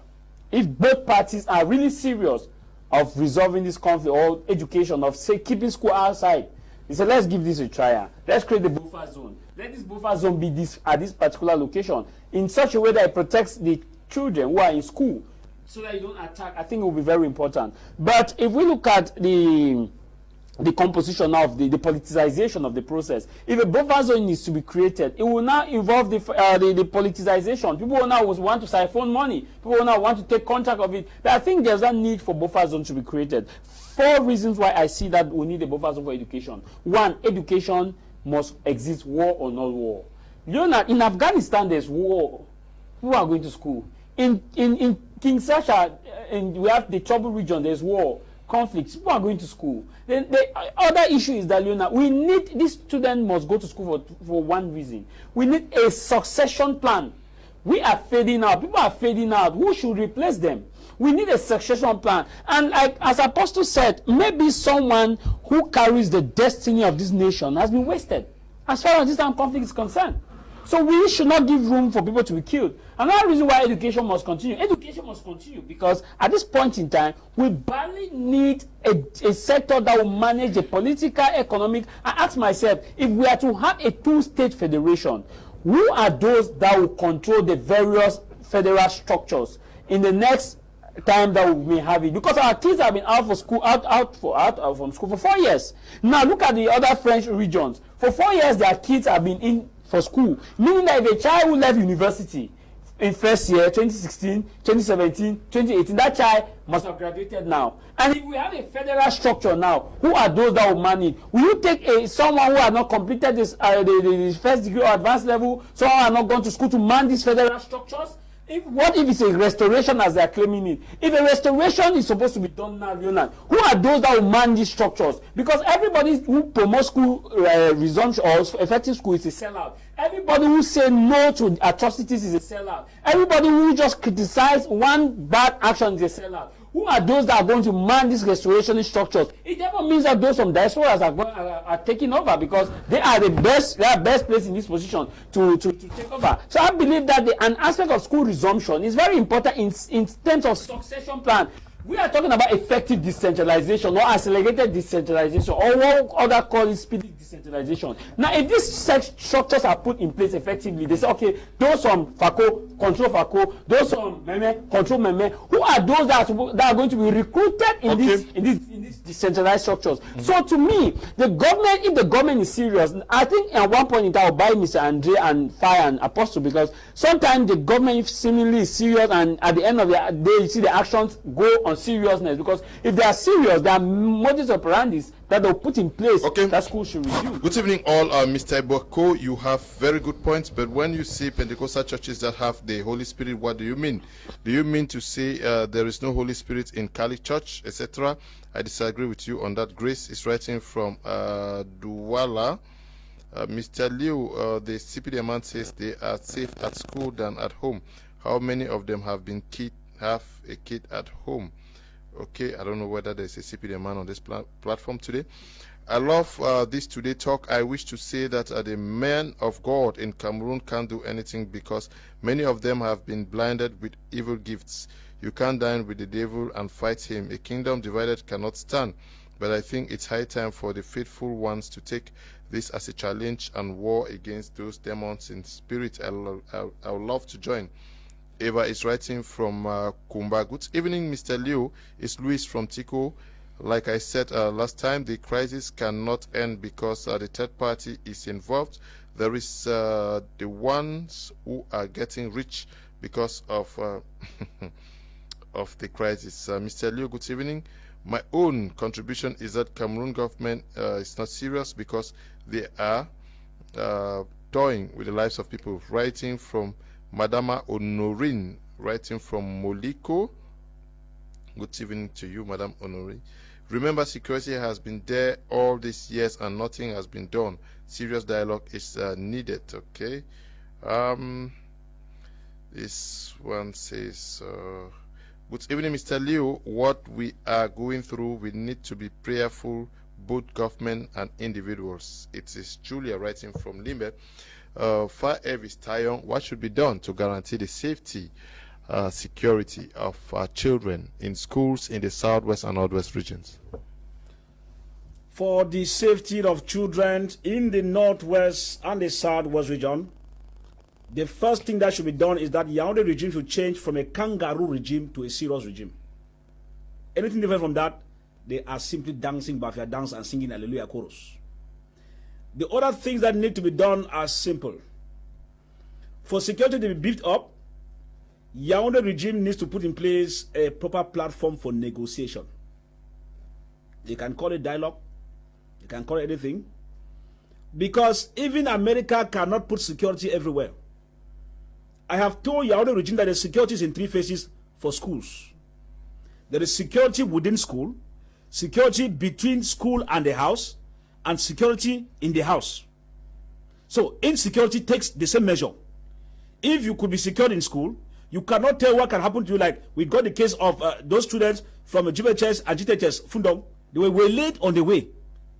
In GTHS Fundong and GBHS Fundong, there are security officers on the school campus. They are because it's a government school. So the children were not attacked in school, but they were attacked on their way. Yeah. You can get the point. So it's another problem. Even America cannot guarantee security in schools on the way from school to the house, and in the houses of each America. It cannot go.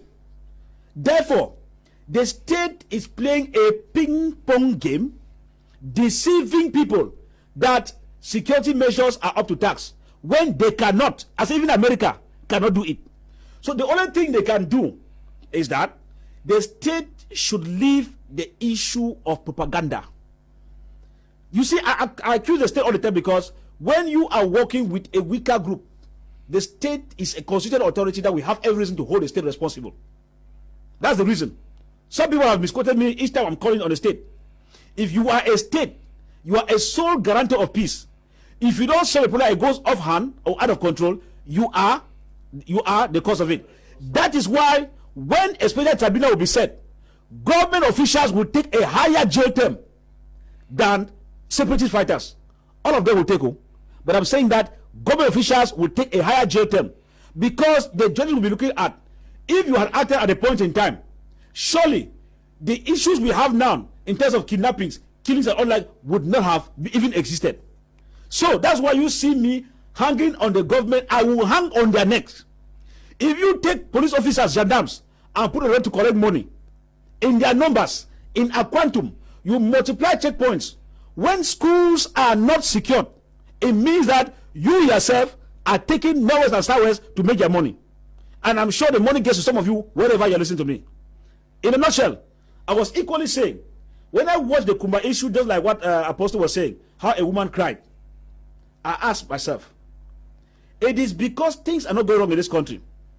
If those in Kumba had asked me, I would have told them, don't collect a dime. Because if the women did not collect any money from the government or the family members, it would have been ringing a bell in the government's head that, hey, we thought if we are killed, we can just bring money and appease them, and then we continue with our usual policies so that guns should be raging in the air. And next time when that person is killed, they will come and console you and give you 1 million or 2 million. No. Look at the service taking place at amusement park. The parents were even far from the incident. It was more of a government issue, what you call state issue. It was more of a government issue. Parents are far off, several meters away from the comforts of their children, while government ministers are the ones closer to it. Could you imagine the scenario that was presenting there in Kumba? And the parents, I know because of poverty, stoop low. No, thank you very much for thinking of us. If the head of state is telling you condolences, if it means business, he will arrest this problem and call for dialogue and negotiation. If he sends his minister to come and give you money and say, no, you know the head of state, you know, forget. Today is the turn of your children. Tomorrow could be the turn of our own children. The next day could be the turn of other people's children. Does it solve the problem? It doesn't solve the problem. So at the end of the whole thing, if government wants to bring this problem to an end, they should even leave the issue of security and start targeting the root cause of this problem. Dialogue with these guys. You know the people to dialogue with. Last time before the main dialogue, in the pre-dialogue, people were sent abroad. They spent part of the 12-point-something billion EMF for the national dialogue. And some phony CPDM militants told me that dialogue was fruitful. These are the outcomes of the dialogue as we're getting back into security around schools. Would they tell you that dialogue prove anything? No. Yet people received millions, went round in various areas, South Africa, Europe, and America, in the name of meeting separate leaders. What was the outcome of it? Apostle Valentine people are dying. We saw, I don't know whether we have the video of the lady who was weeping helplessly in Kumba today. Can we watch that video of the ladies that were crying out there in Kumba? Is the video available? Can we have it? If it's not there, but at least can we have the videos of the funeral in Kumba today? Seemingly, the technicians are focused, but how do we honor these children? What is the best way to show and give honor to the fallen children, especially those who were yesterday humiliated? I think the best way to honor the children is to consider that their blood is the final signature to the crisis. Mm-hmm. Their blood should serve as a ransom for no other soul to go down again. Their blood should serve as a sacrificial lamb to put an end to this dilemma. The death of these children should enter into the heart of every Cameroonian, beginning from the highest authority to the least, beginning from every community to the last community. Let the blood of these children spilled upon this soil act as the messianic tool that will be used for redemption of all Cameroonians from this catastrophe. If the blood of these children cannot touch the heart of the state and the authorities, then it means they have actually sold their consciences, that they have no passion and they have no compassion for the masses. I think that children are very vulnerable, children are very helpless, children are very defenseless. And if war can be reduced to the extent that children are being trapped and they become victims, it's a clear indication that the war has gone beyond control. I think that the most vulnerable people in the society are children, not even women. Now, if war has come to the extent that children are being attacked and crushed, I think any human being that has ever born a child or for once be pregnant should have the conscience to know that this thing has come to a point where we can no longer take it anymore. Whatever we had as desires, those desires could be put aside. Whatever we have as egos, whatever we have as pride, we should trample upon that pride, swallow our pride, and come to a place to understand that something bigger than the cricket has visited the cricket. We should come to a place to understand that something we never bargained for is pursuing us. We never dreamt of coming to this extent where our own children will be used as guinea pigs for people's political interests. Oh, Cameroonians, oh, government authorities, oh, separatists, oh, everyone that blood flows into your vein. I've come now to speak to your conscience. I've not come to give political analysis. I've not come to defend political facts. I've not come here to prove how authentic I am. I've not come to prove how intelligent I am. I have come to drive a message to the conscience of every living Cameroonian. Every living citizen in this nation that has blood flowing in their vein. Any mother, every father, that if you were to be the one to sit at the amusement park in Kumba and your child is being displayed publicly as a victim of a massacre, a carnage, a gruesome murder, an unexpected attack on helpless children, the only weapon they had in their hand were their books and their pen. When did book and pen became a shield against bullets? When did book and pen became a shield against forces of darkness? When did book and pen that was designed to build a mind became a bulletproof to defend a helpless child? Let us go out of politics. Let us go out of tribalism. Let us go out of nepotism. Let us go out of regional balance. Let us go out of regional integration. Let us go out of language differences. Let us come to our consciences. Deep inside you, your conscience is telling you, holding that gun, the military man, holding that gun, the separatists, your conscience is telling you clearly that what you are pursuing is not compared to what you are losing. We are losing something bigger. I cannot trade gold to achieve wood. I cannot trade gold to achieve clay. We are selling something bigger to get something cheap. The blood of innocent children, the future of Cameroon, the destiny of this nation is being annihilated. It takes me back to the scripture. When the Benjamites rose against the Israelites, they were annihilated only to the extent that the Israelites who killed the Benjamites stood and began regretting. And they sent women to go down, to go and interact with the few men that were remaining to build a tribe again. I'm calling the consciences of Cameroonians. Let us not kill our own all and turn to regret, because there is a time you can carry an act thinking that you are punishing somebody, not knowing that the repercussions of those things will fall back to yourself. On the part of the separatists, let us see our children dying. On the part of the government, see the children dying. We've not come to prove who is wrong, what is wrong, what philosophy is wrong, who is correct. We are using those children as a weapon. We are using them as a standard. We are using them as a device to call the very consciences of the ministers, the governors, the military men, the amber authorities at home and abroad to come to a place to understand that we are bleeding from inside. We begin to see life in Cameroon as it has no use anymore. Blood has become water in our days. Flesh rolls in the streets like stones. Have we come to that place? Should I compose a poem to show you how people are being battered? Mothers and go. Nobody will carry this earth and go. Nobody will carry property and go anywhere. All the men who fought for lands, they have died and gone. Where did they go with the land? The same land they fought for swallowed them. We say we are fighting for the next generation. We don't even have the next generation to give the inheritance we are fighting for.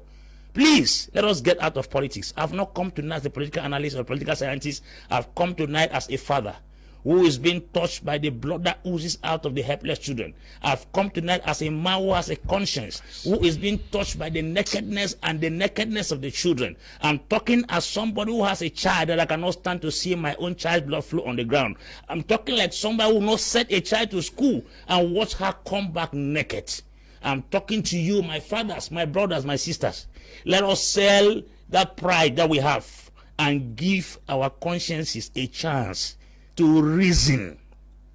There is nothing we are going to carry out of this earth. Naked I came into this world, Job said, and naked I shall go back. Materials will always be there. Heaven and earth will pass. We will also pass, but nothing will last. I'm beginning to see the emptiness of the things we are fighting for. Life is like flower. Today is bright, tomorrow it withers away. Thank you, Cameroonians. Okay. The maker writing from Boya says, "Oh, Prophet Ambe, you have said it all. God is watching them." Ngupol Ngong writing from Kumba says, "Hello, Mr. Liu, thanks for your choice of panelists today. It was not easy to watch live the fruits of wickedness. Let the wicked turn away from their wickedness and face the church men." Good evening to you guys. It's very painful that human beings are being killed like goats. They cannot call for dialogue because they confuse. Writing, Madame Honorine writing from Moliko, he says, "Thank you, Apostle, for that prayer." This one says, "It is sad that we face this kind of issue and the government is doing nothing about bringing a solution. Children are helpless cause of education. It's sad that there is no security, and the SGOs that gave their words about security in their areas of command are disappointing." Clinton is writing from Bafusam. Good evening to you, Clinton. This one says, "Okay, everyone, only based on putting security in school, think about after school. When going back, every student will have a bodyguard." Okay. Andrin Atemebako. How do we get, like he's just prayed, I consider what he just said as a prayer, how do we get both sides to stop hostilities? Mr. Liu, you see, the Bible says the kingdom of God, referring to the voiceless, referring to the poor, the needy, have suffered violence, and the violent take it by force. It is a time where the watchers of men are supposed to step out and begin to guarantee peace. You see, I will start by correcting myself, because I actually was to put it differently, but I don't know why I said it that way. The writer actually reminded me for that. Now, I will call the spirit-filled men, not the teachers of the law and the Pharisees and the scribes, who actually stabbed Jesus behind. These are not the kind of religious people or Christians I'm calling out to stand out. I'm calling on the sons and daughters of God, those that are spirit-filled, those who know their God, to actually step out and begin to negotiate this peace. We have seen in Nigeria many years ago, in the 60s, and in the 60s or so, we heard of a great man of God, Idahosa. That was a one man who brought revival in Nigeria, that even Muslim presidents respected him when he gave certain utterances. And he was a man who stopped the world conference of witches and wizards that was supposed to take place in Benin City. When he heard the news, he went up and told the Nigerian population that this meeting will not hold in Nigeria, and called the president. When he called the president said that I already gave order to all the embassies in Nigeria and out of Nigeria, our consul, that no visa should be given to any participant who is coming to that conference until he was taken out of Nigeria. What am I simply trying to say, Mr. Liu? We are not going to negotiate whereby we have been calling on the government and the separatist fighters. I still tell you, Mr. Liu, that these men are not they don't have monopoly, and they are not custodians of life.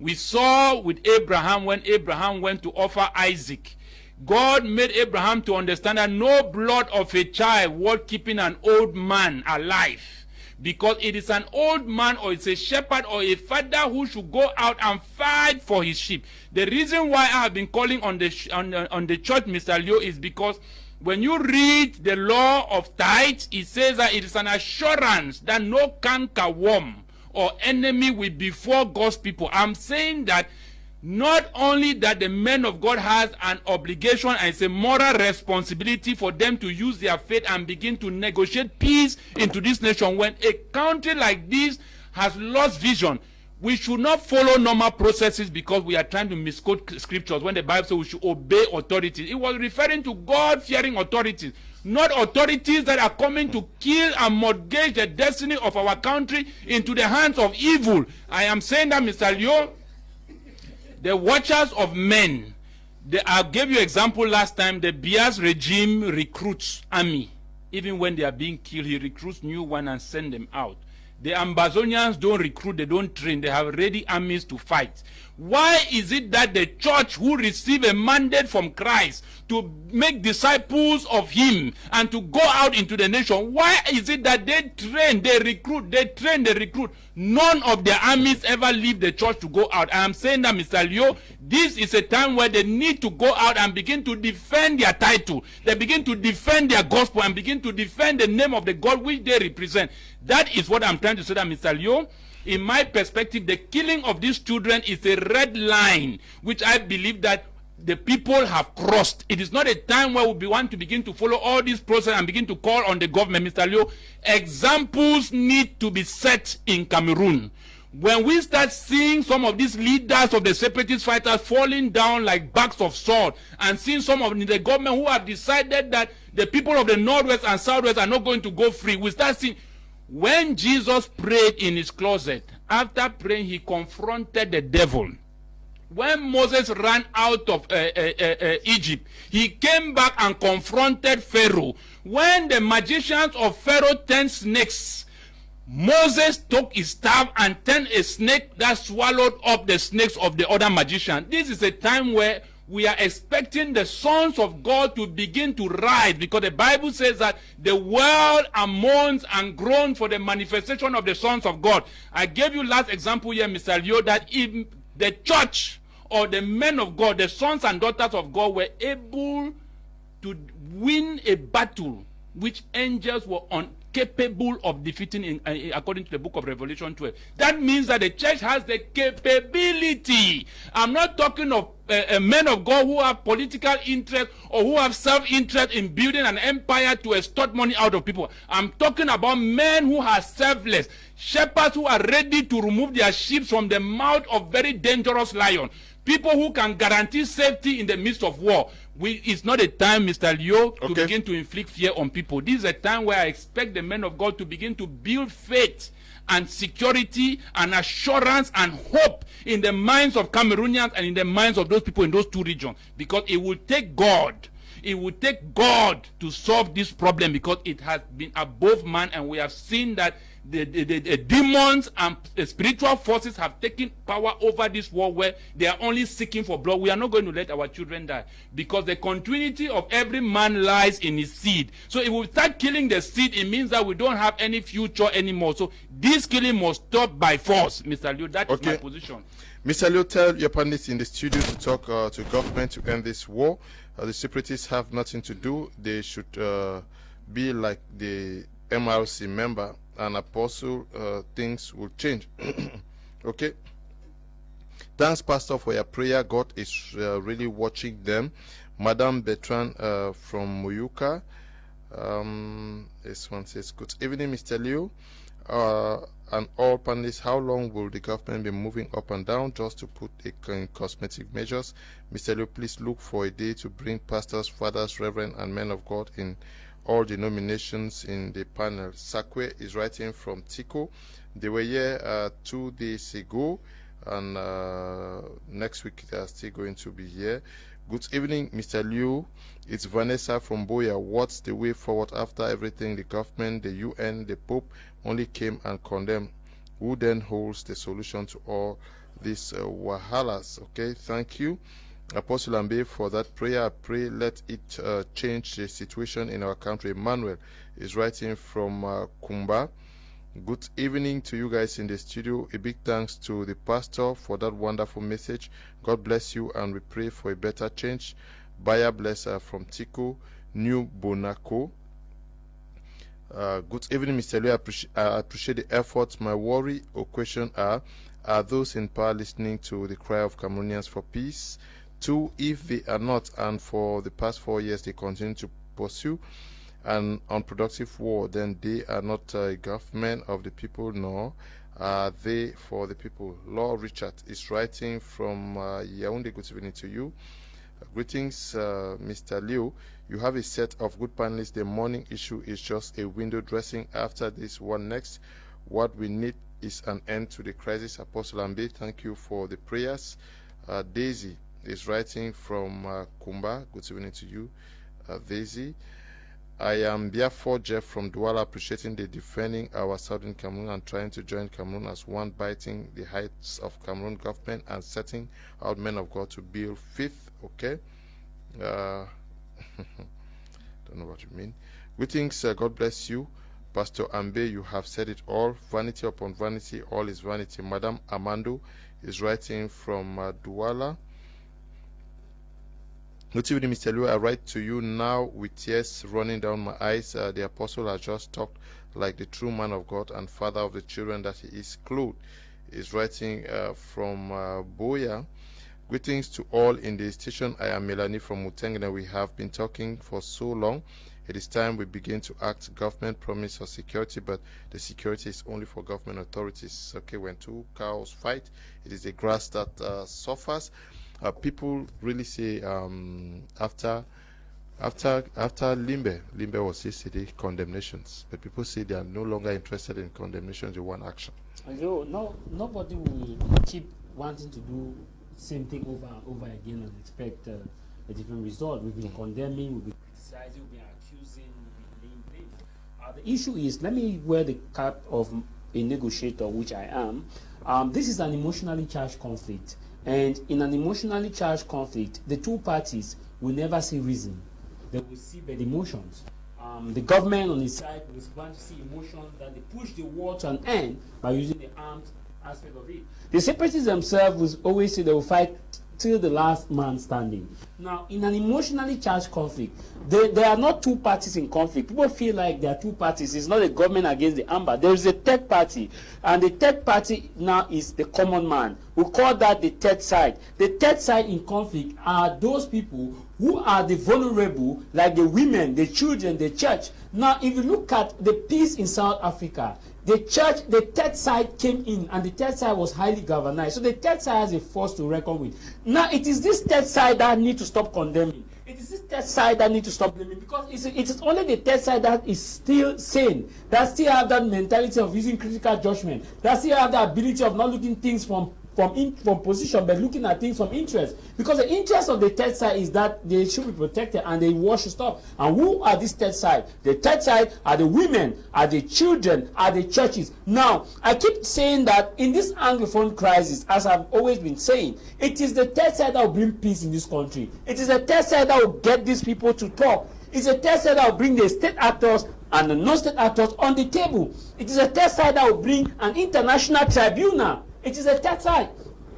A tribunal cannot come now without the seizure of hostility. Tribunal only come when hostility are down. So the war is on, and we cannot have tribunal. This is what happened, and this is how the third side can come in. The third side went in when we had the Soweto massacre, and that was a red line, and that was how South Africa war came to an end. When we had the Soweto massacre, where schools children were killed, and women took to the street. Desmond Tutu and the rest. But I see men of God these days wanting to play politics. You see, they will go and be men of God is not the government. Men of God have limited themselves to communication services. The government has not limited them to communication services. They have chosen to limit themselves into communication services and to play a ping-pong game of saying that no, we condemn. I keep saying the Bible says we are not fighting against flesh and blood. We are fighting against principalities and power. The demon is not that evil spirit that we don't see. The demon is you and myself. And that principality and power are the actions we do and the things we say, not the physicality that we are. So I want to say that the men of God need to rally, get the eldest women in their churches. Remember, the non-state actors touches the children, everybody shouting. And the day women go down to the street and they touch the women, you will see the fire that the world will react.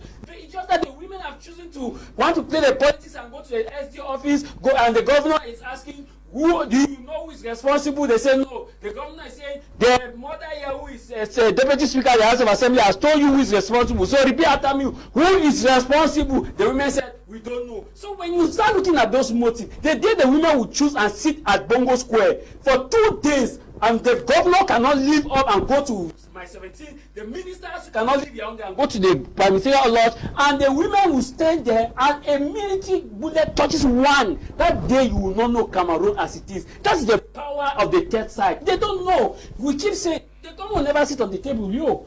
The agnostic actors will never sit on the table until the third side rise up. Don't say you need communicate, you need attestation.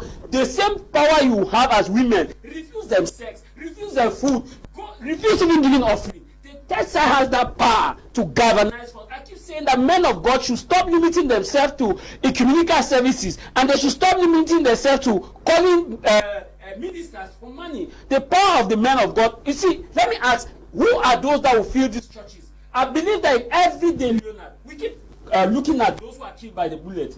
There are a lot of people who are dying every day in the bushes without the bullet, because they don't have access to medical care, because they don't have food to eat in the bushes. Because if you look at those figures that have died, are more than the guns we keep condemning. And the children that have died in the bushes are more than those that are being killed in school. And so you start looking at this, how long shall we continue? So conclusively, the third side has that power. And that third side, the day anybody will touch a woman on the street, Leonard, that day, as Weber said, you will not know Cameroon as it is. Okay.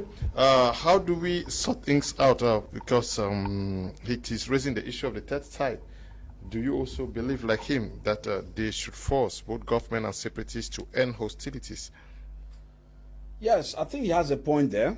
And if you look at the way the whole issue is being romanced, it tells you that people are not willing, people are speaking water in their mouth. Everybody is justifying their position. I love Bishop Kmer. When the killings took place and the church was attacked, he called the spade a spade. For the other leaders, no, we condemn sincerely, we condemn. My moderator has even written several times to the government. Documents have been written by the PCC to the government. Nothing is changing. Some others have done that. But you know the issue here. And as I said that, I praise Bishop Kmer because he used to call a spade a spade. This is where the issue comes from. If we take another third party, the church is staying quiet for obvious reasons I explained. Some of these ministers are part of those who are funding the churches. Some of them have a role to play in church projects and all the like. But I think that for some of the men of God who rely solely on the church to survive, if you know Apostle Ambe, you're wasting your time because he's a businessman, they should stop giving offerings. Because some of these Christians who are killed, these people who are killed in the bushes, they are Christians to different churches. We will stop giving offerings. The day hunger touches the church people, there will be a first one to say, no, government, the thing at the shadow of my head. Stop this war. But it's because they eat fat, they feel free. Tithes are coming, offerings are coming, cars are coming, they're offering with keys, brand new cars, and all the like. That is why to them, no, we are praying on God. Their faith have disappeared. Apostle Ambe here is the only one crying in the wilderness. Where are his fellow pastors? They have gone comatose. They have entered Susongo. And these are the same people that I said, if they had what it takes, they are waiting. They are waiting. They are not talking. I don't know what is happening with the Association of Pastors. Apostle Ambe will tell us in this platform here before we leave. Because these are the people, if it comes to giving sermons that need you to move money, the sermon you go hear. You know, there was a man in Britain who did this. He gave all his entire money, his salary. The next day, he had enough money. Today, he's the richest millionaire. They know the stories. Now, people are shot in the bushes, they are killed. Children are sent out of classes naked, and they sit. When we're talking about the SARS issue in Nigeria, I watched a couple of videos from Reverend Fathers in Nigeria. They were very vocal. And they took to the street. They took to the streets and asked their Christians to stay on the streets. Which pastor went to the street? They sit there because they are wearing their nice coats, driving nice cars, and they are blowing grammars in church and quoting parables from up and down. One night where our supported ministers came to Kumba, and when they visited the school, they had to put placards with quotations. And I've not seen any man of God rise up and say, this is blasphemy. Apostle Bay, here looking at me and you're smiling. But he has said objection now. You have no reason up to say no. You cannot be a government and you sit, you're not taking measures for people to be killed. You come the next day, they steal your profession. They steal your profession. Now the minister are quoting the Bible, more apostle. The minister are quoting the Bible, more apostle sitting here. And the association of pastors cannot sit and say, no, this is not normal. Okay. You see, you need to tell the people by the horn. Okay. Apostle Ambe is a businessman, no problem. He has made a handwork. We will stop paying tithes. We will stop giving offering to churches. When hunger touches the church ministers, you understand that the people who are dying are those who are giving you offerings and you have been able to live well. Because you refuse to pray and to fight for them. Tomorrow, we shall not give offerings. Let's see how you put that money again. Good evening, Mr. Liu and crew. I like the way Apostle Ambe and the last speaker challenging men of God to rise and speak out rather than fighting for their belly, eating all church money, even the so-called Pentecostal pastors. Roland is writing from Kumba. Good evening to you, Roland. Good evening, Mr. Leo. The government should bring herself down to accept that they were wrong and they're ready to dialogue, and they should not be the ones to select those who will represent the Anglophones through safe ground. Okay. Please, any long message I will not read anyway. We are already out of time. Please, good evening, Mr. Liu and everyone in there. I have been following your program. I like it. I'm writing from Kumba. We really mourn our kids. We, the Kumba people, are very sad. What I want to say is, if those people out of Kumba are telling all the men of God to go out, they should come and join us. Let's go on the streets together and pray. It's not only saying on air. We here feel the pains more than them out of Kumba. So let them come home. Let's pray together. Thanks. Becky, writing from Kumba, says, please, special greetings to Mr. T, Auntie Becky from Kumba. Okay, Mr. T got your greetings. Good evening, Mr. Leo. What I must say is we should know that it's Anglophones killing Anglophones' children. The devil is really at work, and I ask where the men of God are. Eba Indip, writing from Yaoundé. Good evening, Mr. Leo. The truth is that the government is not serious to end the crisis, but as God appointed time, things will change for the better. Divine Kmer, writing from Limbe. I appreciate the approach of that young man. The third side, we the masses need to step up to fight the ills of our society. That was the greatest strength of the Northerners in the fight against Boko Haram, was the power of the third side. We have to end. Unfortunately, we will not be talking about our second topic, which had to do with the U.S. presidential elections that Cameroonians have stayed glued to since yesterday, expecting to know who the next president of the United States of America is going to be. Tomorrow in the program, we are going to be looking at the 38 years balance sheet of President Paul Biya. Tomorrow marks 38 years since he took power in Cameroon. So we're going to be looking at some of the concepts that have driven his policies since he took power till and now. We are going to look at all the segments in our respective communities and regions. We want to say thank you to you, Apostle Ambe Valentine Gua, for answering present for today's edition of the program. Thank you, Mr. Leo. Thank you, my co-panelists. Thank you, viewers of Prime Hour. It's always a joy to be here. God bless you all. And also pray for our nation, Cameroon. Okay, thank you to Andre Atemibako for coming. Thank you, Mr. Liu. I think that is a moment where Cameroonians need faith. It's just like we are in the boat, and Jesus says, where is your faith? So the blood of children is a curse to every land. That is why even when Jesus was born, he had to run in his childhood. At that age, he ran to Egypt for safety. Because if he had died at that time, his blood would have been a curse instead of a blessing. So people grow old in order to live the satisfaction of life. And finally, I would say that let every party that matters in that two regions come together, set aside their differences, and let the church take the lead to bring about a peace and resolution in those two areas. Thank you very much, Mr. Thank you, Tamai Jarvis, for coming. Thank you, Leonard. Thanks to all those who took our time to send their SMS and those who took our time to participate, especially to the people of Moya, my auntie in Bonaberry, Auntie Emma and Helen. I want to say a special thanks to the third side, the women and the children and the church, to understand that as the government and as the non-state actors, they can never talk on the table. It will only take you to get them on that table. And until you do that, we'll only be doing a ping-pong game. And a special good evening to the people of Moya and, of course, the head of state, President Paul Biya. Okay, this one says, hi evening. The church, teachers and lawyers signed a memorandum for no school. Anglophones should stop hypocrisy. Mola Ejani Leonard writing. Thank you for coming, Far Evis Tayon. Thank you, Mr. Akum, it is often said, suffer the wish not to live, but to die. It is biblical. If you have a government that is not delivering the goods, pray for that government either to repent or to die. Give them ultimatum. If you have true men of God, when they begin to see the signs of death, they will rush to you, men of God, kneeling and asking you, what can I do to be safe? Then, will they see salvation? If not, they need not live. Okay, we want to thank all of you who took time off to watch the program, many of you, and to the production team, Desmond, Christian, and Eli. We say thank you to you, Tabi Tambe Bryant, who is supervising our work out here. Stay blessed. Bye-bye.